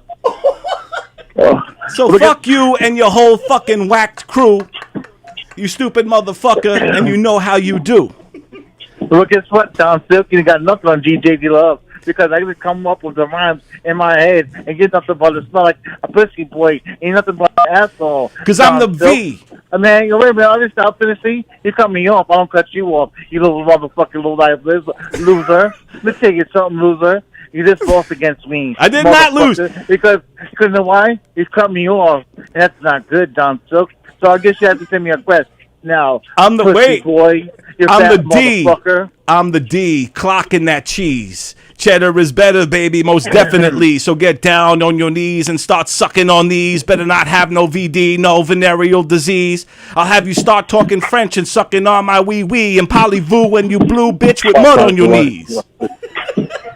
So man, fuck you're you. So fat. I don't want that shit, man. I got a husband to fuck with. So fuck you, Don Silk. I got a husband to fuck with. So fuck you. Go suck your own fucking dick, nigga. Let me tell you something, homie. Whoa, you dropped the N-bomb. You get canceled for that. Let me tell you, motherfucker. Let me tell you. I won my shit, nigga. I do my shit. What the fuck you doing right now? Easy with that word. Nothing, motherfucker.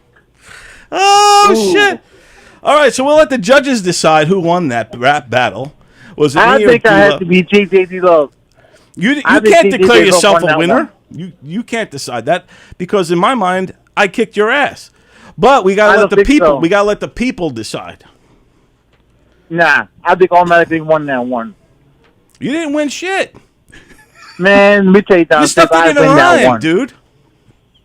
Remember, I came with on my head, motherfucker. Don't play. I will say this. D-Love. Out of all of the times I've heard you rap, I got you to go fire. I got you to do your best. I pushed you to do your best. You got to say that. But I still won. I still won. I know I did. That's why I did that, Don. So because you know it's about a dirt man. I stripped your weight. You should thank me. You should thank me for bringing out your best. But you still lost. But you should thank me for bringing out your best. No, I won. You lost. Remember that. No, you owe me a scratch off now. No, I don't think so. You're gonna make me some scratch off. You owe me a scratch off, and I'm gonna get my boy Mario to come get you. I don't think so, because you know I don't know where I live at, pussy. I know you live. I know where you live. You live on Long Island. But where Long Island is the question, motherfucker? You Suffolk County.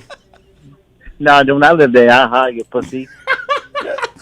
Yeah, he does. It's secret location. I don't tell me where I live at, pussy. I know where you live. You live in Mastic, man. I've seen you around the way. I'm out there too. I'm in Manorville. I'm not too far away. So don't worry about it. We don't know where I live at, pussy. You're right by Shirley, Mastic. But you don't know where though. Haha, is the question. I'm gonna find. I'm gonna be driving around there tonight, man. Man, if I see you, what you call, I'm gonna smash that car up and push it in pieces. Man, you know what? When I see you, you're gonna go in and you're gonna buy me a scratch off, and you're gonna say that I'm the winner. No, you can tell me I'm the winner because they'll put you in the dirt and slip your way, Don. Yeah, fucking guy. You know how the world works, right? You just can't declare yourself a winner. Hey, that's how I work on my own system, little freaker. Because that's how I do my birthday. If you watch my birthday show, that's how I do. That's how I work. Well, D-Love, it was fun battling with you. I had a lot of fun. I'm hoping some people who caught this battle will let us know who won. I think this is one that's worthy to clip and send out there. Oh, absolutely, and we can get people's take on who won this battle. We got my manager was here, Mario, who and my manager was there right there, so don't forget, Don. Tony's right here. He's your manager, and he was and now we got to let the people decide who won this epic rap battle we just had. So people call in to see who wins. Let's take a vote starting now. All right, we'll see what happens. They might. I don't know how many people are actually watching now at this moment in time. I know you are. We'll have to isolate this clip. We'll post it, and maybe we'll give it like a week and let people vote in. We'll see who if people actually respond to this thing. Did anybody watch this? I'm trying to see now. Yeah, so far I saw a lot of people watching it so far. Oh yeah. Well, yeah, on YouTube, Kevin Epstein said he's going to mail his ballot in. Oh, great answer for Kevin Epstein. He's going to mail it in. That might be the only way D-Love could win is if he has a mail-in vote. That's right. That's the only way I can win. That's the only you can lose. And everybody has to vote for Down Silk or DJ D-Love. What's up, fellas? In the mail. Come on in the mail. Not no comments. All right, D-Love. Well, we're going to let the people find out here. We got two comics just came in here, so we're going to have to let you go, D-Love. Okay, my friend? I'm not getting frightened yet, Don. Remember that, boy. All right. Still D-Love. Yeah. They had the rap battle. Oh, Tony, I'm waiting to get a little message, Tony. Wait for that thing. Yeah? Oh, hang on. You know what I'm saying, right? Hold on. My manager's back on. He wants to talk to you. D-Love, listen. Hang on. I thought about it after all. Yeah. Are you good? Yeah, you're on. All right, so my guy said he's good. So listen to me, D-Love. You know, I may have called you D-Love, D-Donuts, Donut Lover, whatever it is. I don't care.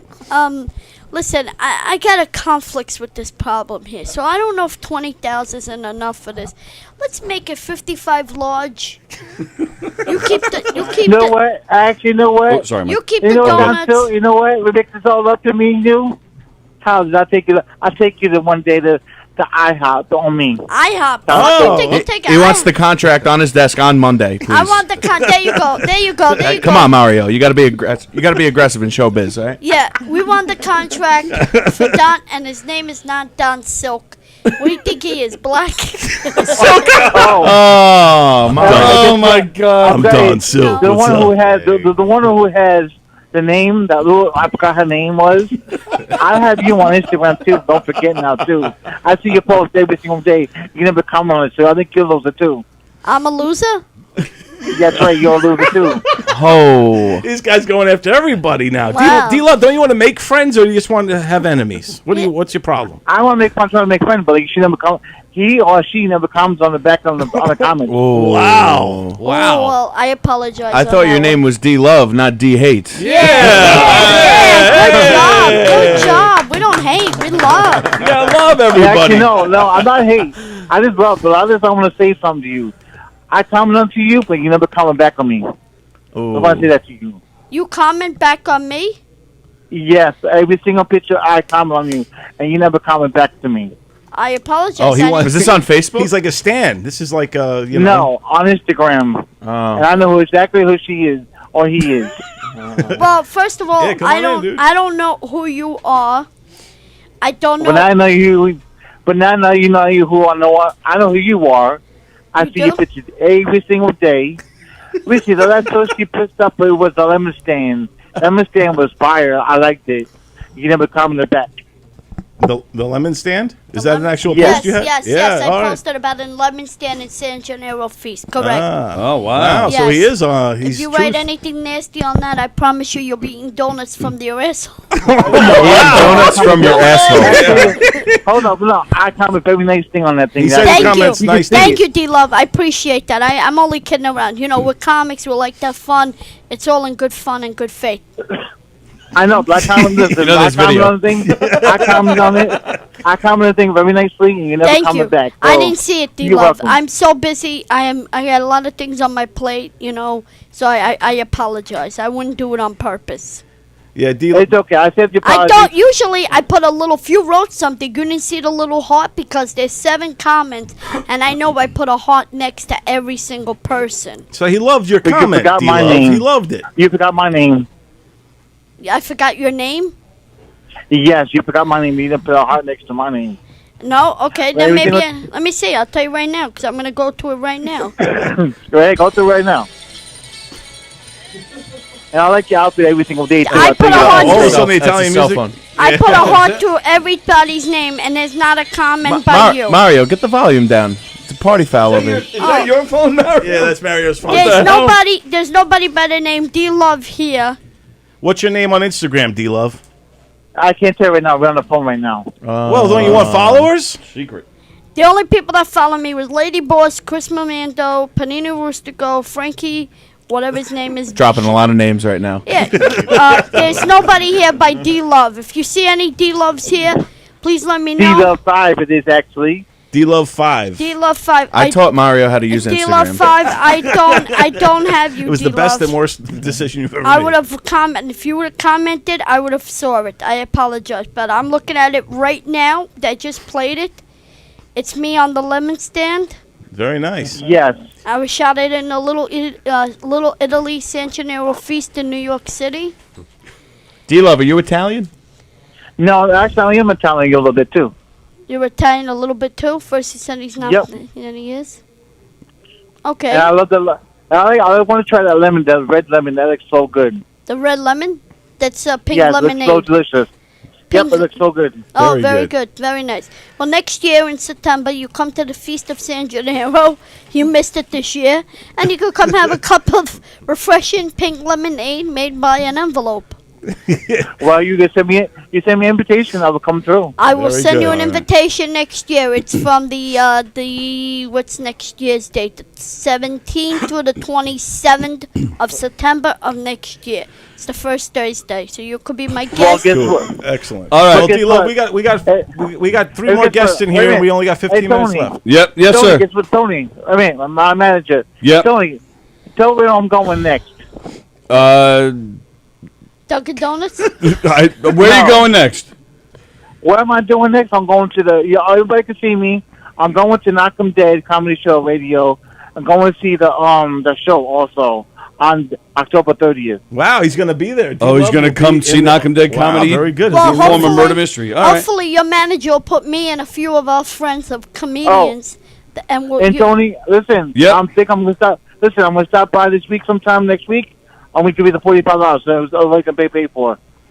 Okay, I'll send you the info. All right, but right now we're gonna go. Thank you, DJ D-Love, for hanging out with us. Thank you so much, D-Love. And don't we forget love my you. scratch off. And please don't forget the scratch. One love. Right. One love, D-Love. Bye-bye. One love. Bye, guys. Bye. You know what I'm gonna say? Like I say before I leave. Yep. You suckers. Suckers. There he goes. Okay. With that, DJ D-Love is out. All right. All right. Let me see. All right. We got Johnny McDonald. Johnny we got, McDonald is here. Mike We got- Nicolia and who This is my buddy Aaron. Aaron, how you doing, man? Me and Aaron were in the same fraternity, Oh, very cool. and he actually sounds like Andre the Giant. Aaron, can you say something real quick? Yeah, I don't know if I sound like Andre the Giant, but You do have that giant He voice.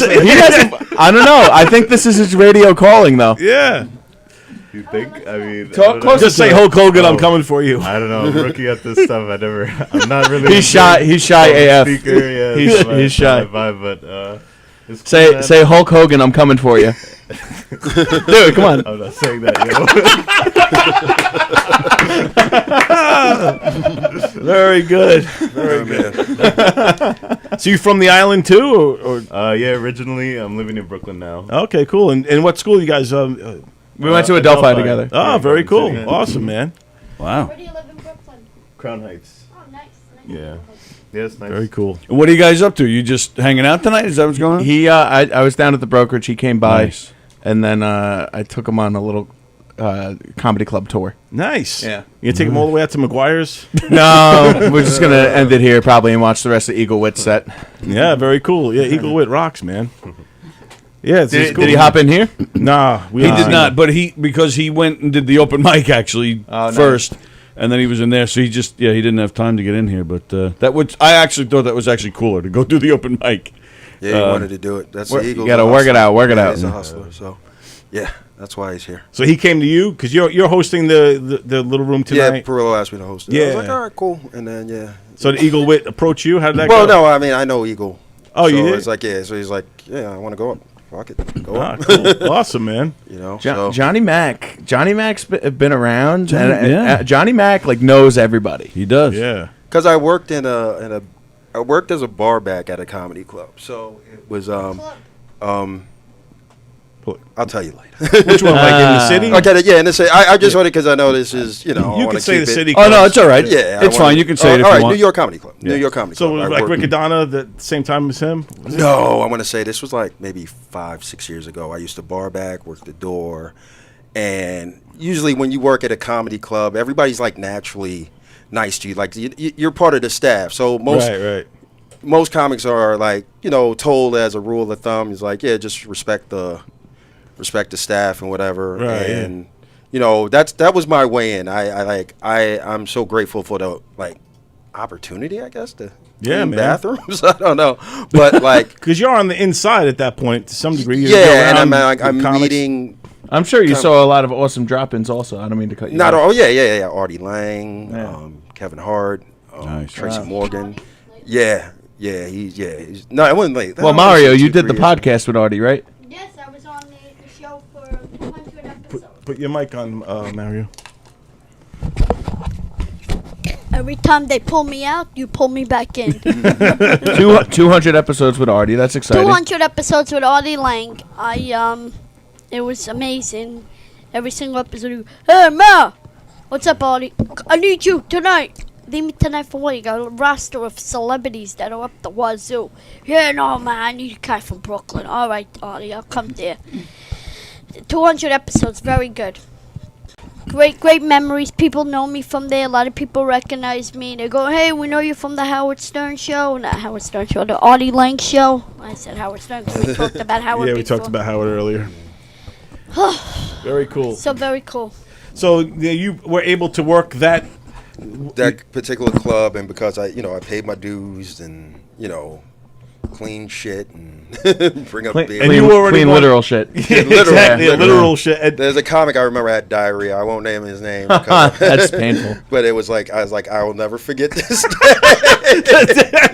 That I had to clean diarrhea from a certain comic. Wow. Damn. You should be able to clean that yourself. Yeah. There's just like guilt. Do you get to go up there with the No, that was my in at the time, because at the time I just got in at the right time, because most clubs now don't want comedians working there because it's like, Frenches. Yeah, it's a conflict of interest, so to speak. So if you work there, and it's like, you know, but when I was there, it was like a rite of passage, so to speak. So if you're bar backing is like, you know, not getting a lot of money, but like, you know, you get like, oh, you could do the check spots. It's like being an apprentice tattooing or something. I think it's a rite of passage too. I remember a lot of clubs used to have the doorman. Well, Comedy Store still does that. Yeah, Comedy Store. Yeah, the door guys get to go up. Yeah, but for the most part, most clubs don't want to go that route. Yeah, it's incestuous. One of the guys I knew at the Comedy Store, Brody Stevens. I met bro. Brody. Legend. God bless him. Rest in peace, man. I met Brody when I did the Best Damn Sports Show. I was doing NYPD Blue on 20th Century Fox in L.A.,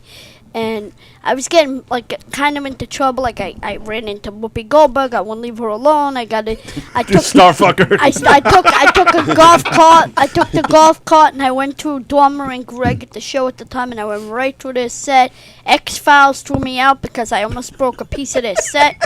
So I landed. I happened to go around. He really is a starfucker. And I landed on Fox Sports, and I said, "Wow, let me park this." And I go, "Who's here?" They go, "Tom Arnold." Tom Arnold, really?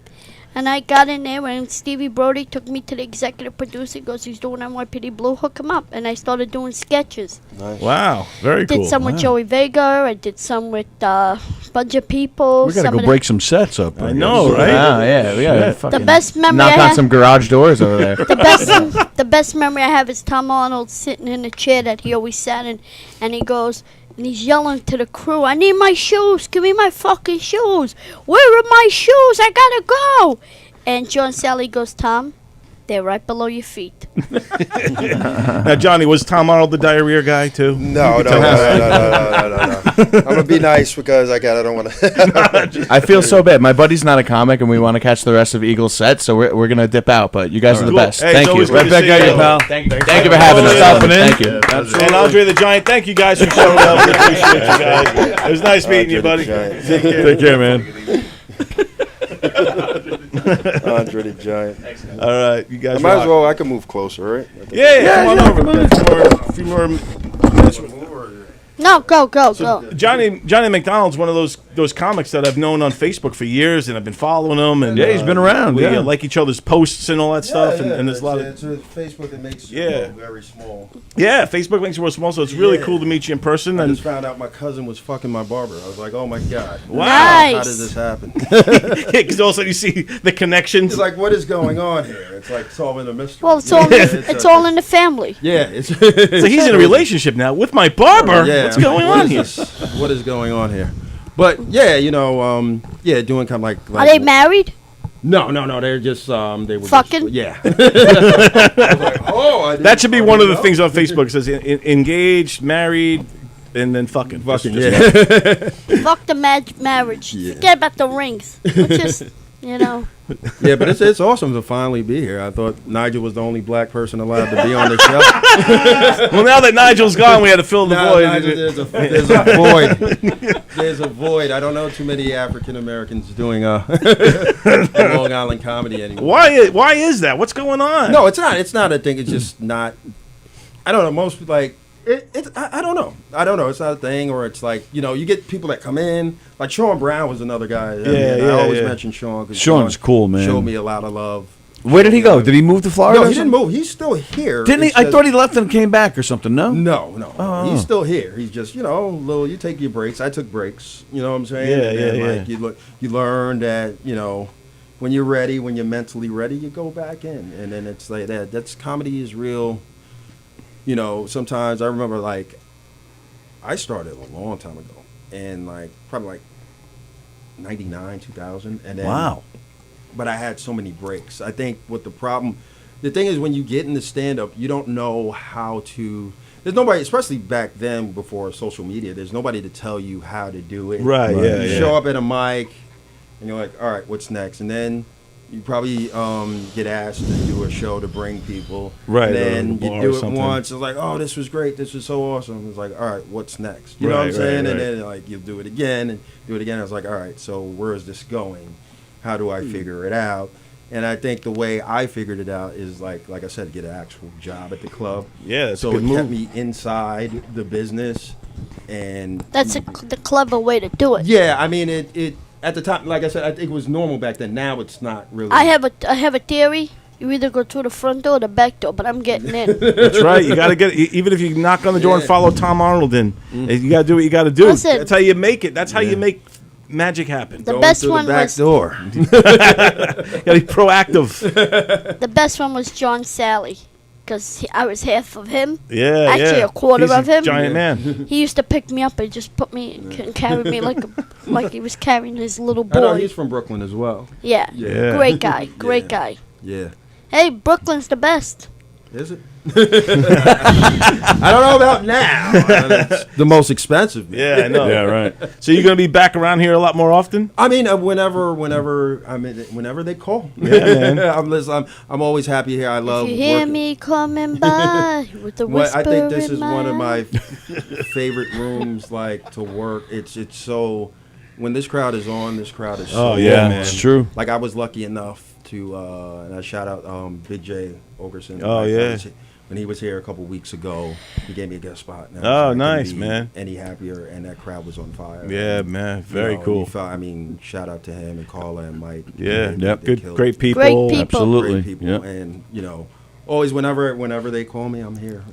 I love, like, even though I'm from Queens, but I'm from Rosedale, Queens. It's like the border. Right? Yeah, yeah. So you're I'm like- kind of like a fake Long Island. Right, yeah, Like I'm 90 feet away from like Yeah. Long Island. right. Like So- sometimes you might go to the Walmart that's in Long Island and then go back to Queens. yeah. Oh, the one in Valley Stream where people get stomped. Yeah. Black Friday. Oh man, it's like a Oh, sport. it's the worst. It's the Yeah, worst. crazy. It's crazy, man. I don't get But that that's at not all. a thing anymore because now you have Uncle Jeff Bezos, so you could just order from him. Yeah, I exactly. wish he Not was going Uncle to no Jeff. damn store. I know.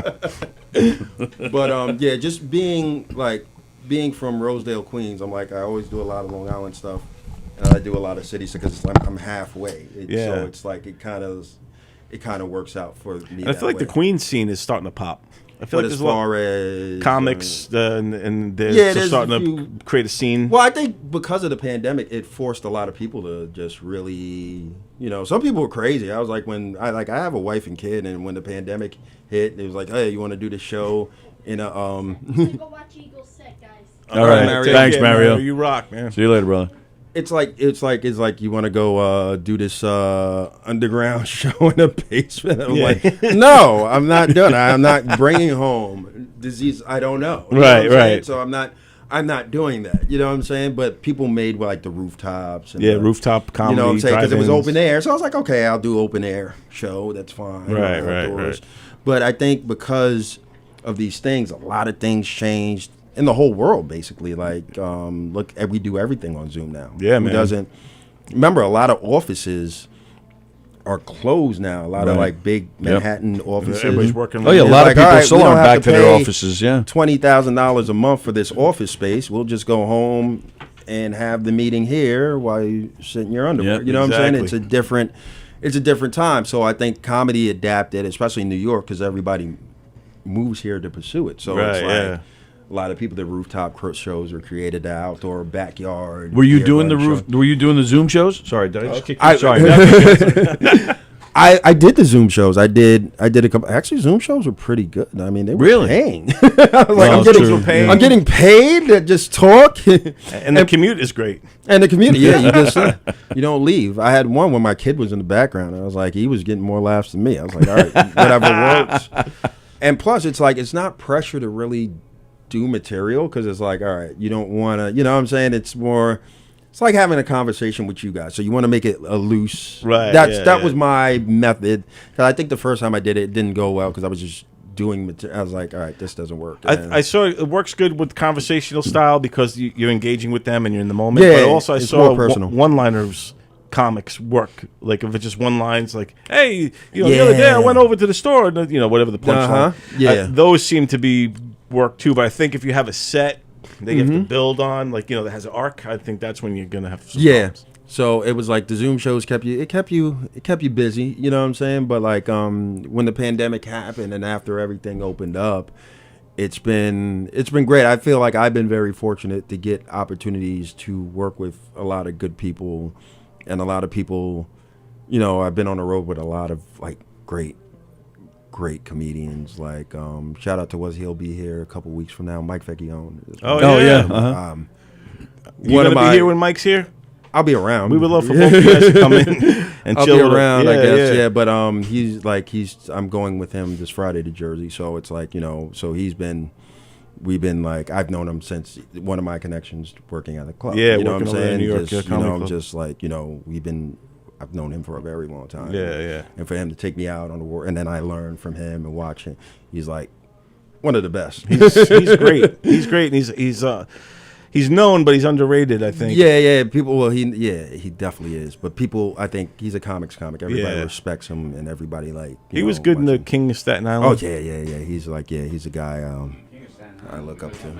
And this guy is freaking great. He's one of my good comedy buddies. How long we been doing this, Perillo? How long we been together? I've been doing it. I've been doing comedy for. I started in 2012, like June 2012, but I didn't start taking it seriously until I know it feels like an eternity. Yeah, I know. But I didn't really start taking it seriously until like a year and a half later. So you might, if you want to play by that logic, it's probably like 7.5 years, and that's probably like around when I met you. Yeah, I remember what I started coming around. Yeah. What is it, Woodmere Lanes? I remember. I think you. Oh had that yeah, I used to work around the corner from Woodmere Lanes. Yeah, that was a good little venue. Yeah, just it was. Like unfortunately, like no one ever showed up. Yeah, but I remember. That was a beautiful spot. Yeah, I remember where I worked in a group around the corner, and then I found out about the open mic. I was like, all right, who's is this a bowling guy? alley, Woodmere Lane? Yeah, Woodmere Lane. Yeah, and then they had like backstage. Backstage. Like lounge or something. Bar and lounge. It was a very beautiful room. Yeah, there'd be comedy there sporadically. Yeah. But when Perillo had it, I'm like, oh snap! I'm like, who's this Perillo guy? I was like, around the corner. Who's this Perillo guy? I snuck People out of still work. say that around here. Yeah. I told my coworkers like I'm going to take a lunch break, and then I ran in and like I did it, and it was just phenomenal. And was it phenomenal? I don't know. Yeah, we became friends ever since. Yeah, we've been buddies ever since. And that's awesome, man. That's what we had a common love of eating ass. Yeah. Who here eats ass? That's a bit. What was it, Kevin Brogan? You're just like, because I don't know if you know Kevin Brogan, but he looks different. He's like he looks different. It's like a wrestler with a new gimmick. Yeah, I don't know who this guy is. He became a man. He's married now. He's got a full beard. And everything. Yeah. It's like, when a wrestler changes his gimmick, like Hollywood. You went Hollywood Hogan on. Yeah, yeah, the black beard. he went a biker taker. It's like if Perillo Rocco over here came in with like a Hawaiian shirt. Well, I do have an alter ego. You ever catch him? There's one where he has shades and he wears like a black T-shirt. Well, no, a black button up. He looks like a '90s R&B singer. Color Me Bad. My alter ego. I would love to see that. My alter ego is Brent, and Brent is Right. He's a insurance broker for Liberty Mutual. I don't know why specifically Liberty Mutual. But you got to come in one day as Brent. That's just what I We would love to meet Brent one day. Yeah. Brent's cool, but he's a nice guy, but he's kind of a scumbag. Like he beats his wife and oh my goodness, Brent. Yeah, but he's like the opposite of me. Like, you know how like I'm kind of like creepy and like you don't really what really? But like, when you get to know me, you know I'm a good guy. Brent is the opposite. It's like he's good up front, but then when you get to know him, you find out he's a piece of shit.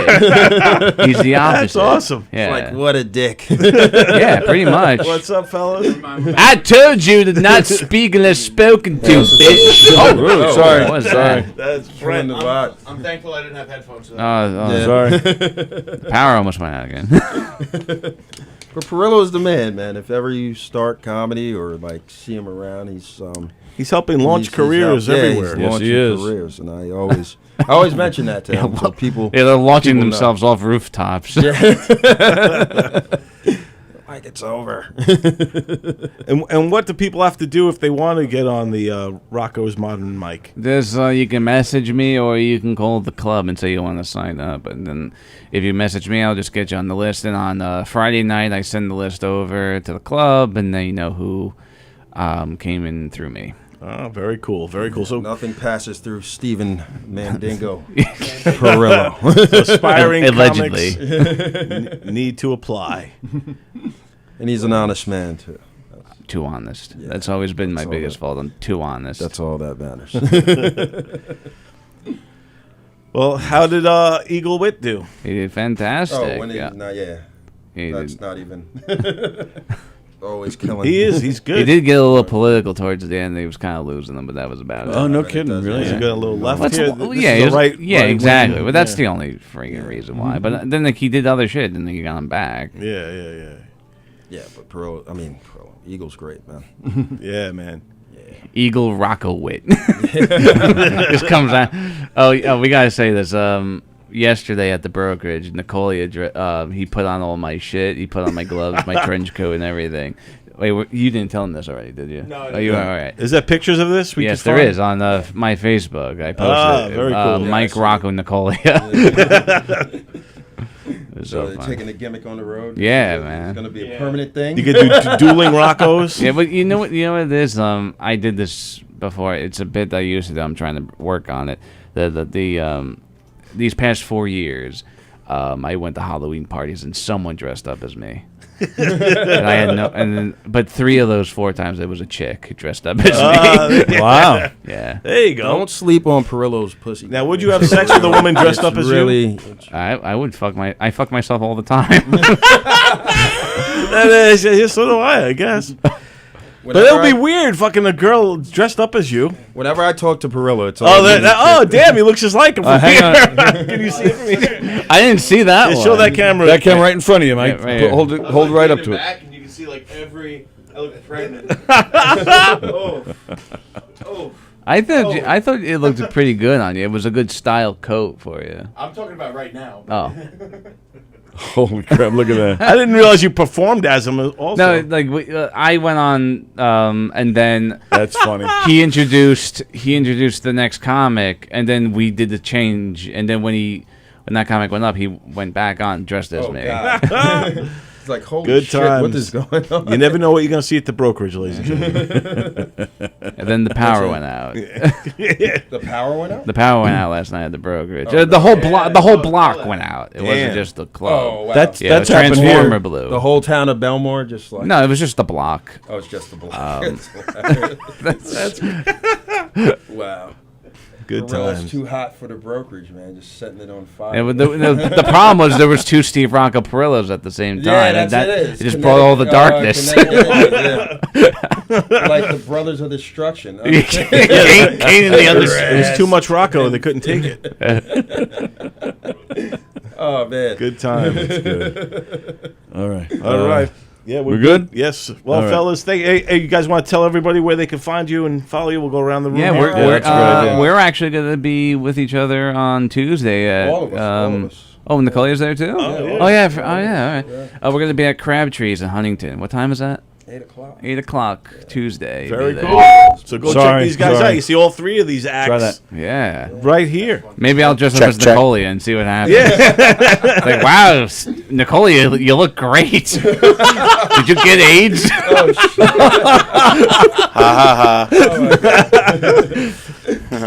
I would say I have better mental health, but I don't think I do. Oh, you can follow me. Here's Johnny Mac on Instagram, Twitter, and TikTok. I just created. I don't know what the fuck to do with it. Yeah, we're confused with TikTok too. I don't like it. I hear so many things about TikTok. Is it owned by the Chinese or some shit? I get paranoid with that. I know. It is. I don't know. Yeah, who knows anymore? I heard there was like an American company took it over for our end, but I don't know if that's true. Don't quote me on that. Yeah. I'm just an Instagram guy. You can find me on Steve Rocco Perillo on Instagram. Very good. Mike Nicolia on Instagram. Also, if you could, follow the Chris Roach Show on Instagram, Yes, please. Chris Roach Show. We record every week. We go live on Facebook. Spotify, Apple Podcasts, all that fun stuff, folks. How is he? It's so much fun. Chris, so that was planned. It wasn't like an emergency room situation. All right. So that's good. It was a procedure that he needed done, not to empty out his dirty laundry. Well, no, it was on Facebook. Yeah, he said something. So yeah. But no, he'll be back next week. We'll record either I didn't Tuesday even or know there was Wednesday. anything wrong with them. Yeah, no, he's okay now. I think he just took a selfie in the gown. Right. Yeah, so that. His butt crack didn't show though, luckily. So.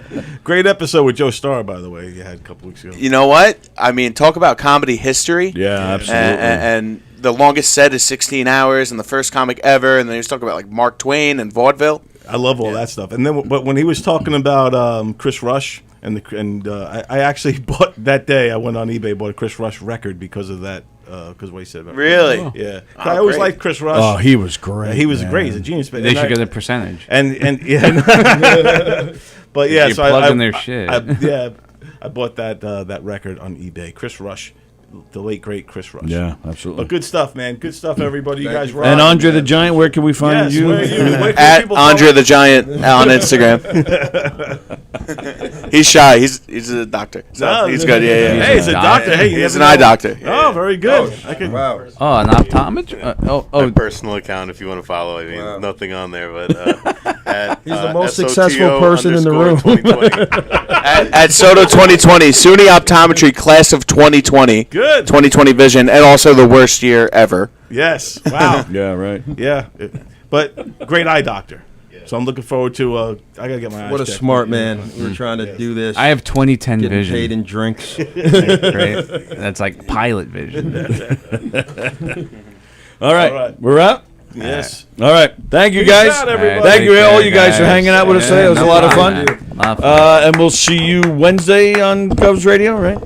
Yes, Wednesday. I think I got a conversation lined up, and then also the top fives. You can catch the one I did with Mark Riccadonna now. It's the top 5 movies about stand-up comedy. It's pretty cool, and catch all the top 5s on there. And hopefully, I get these guys on top 5s one of these days. Oh, that'd be and great. we'll go through it. But it's all good.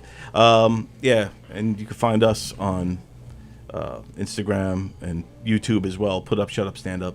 There you go. And all that good stuff. Very nice. Thank you.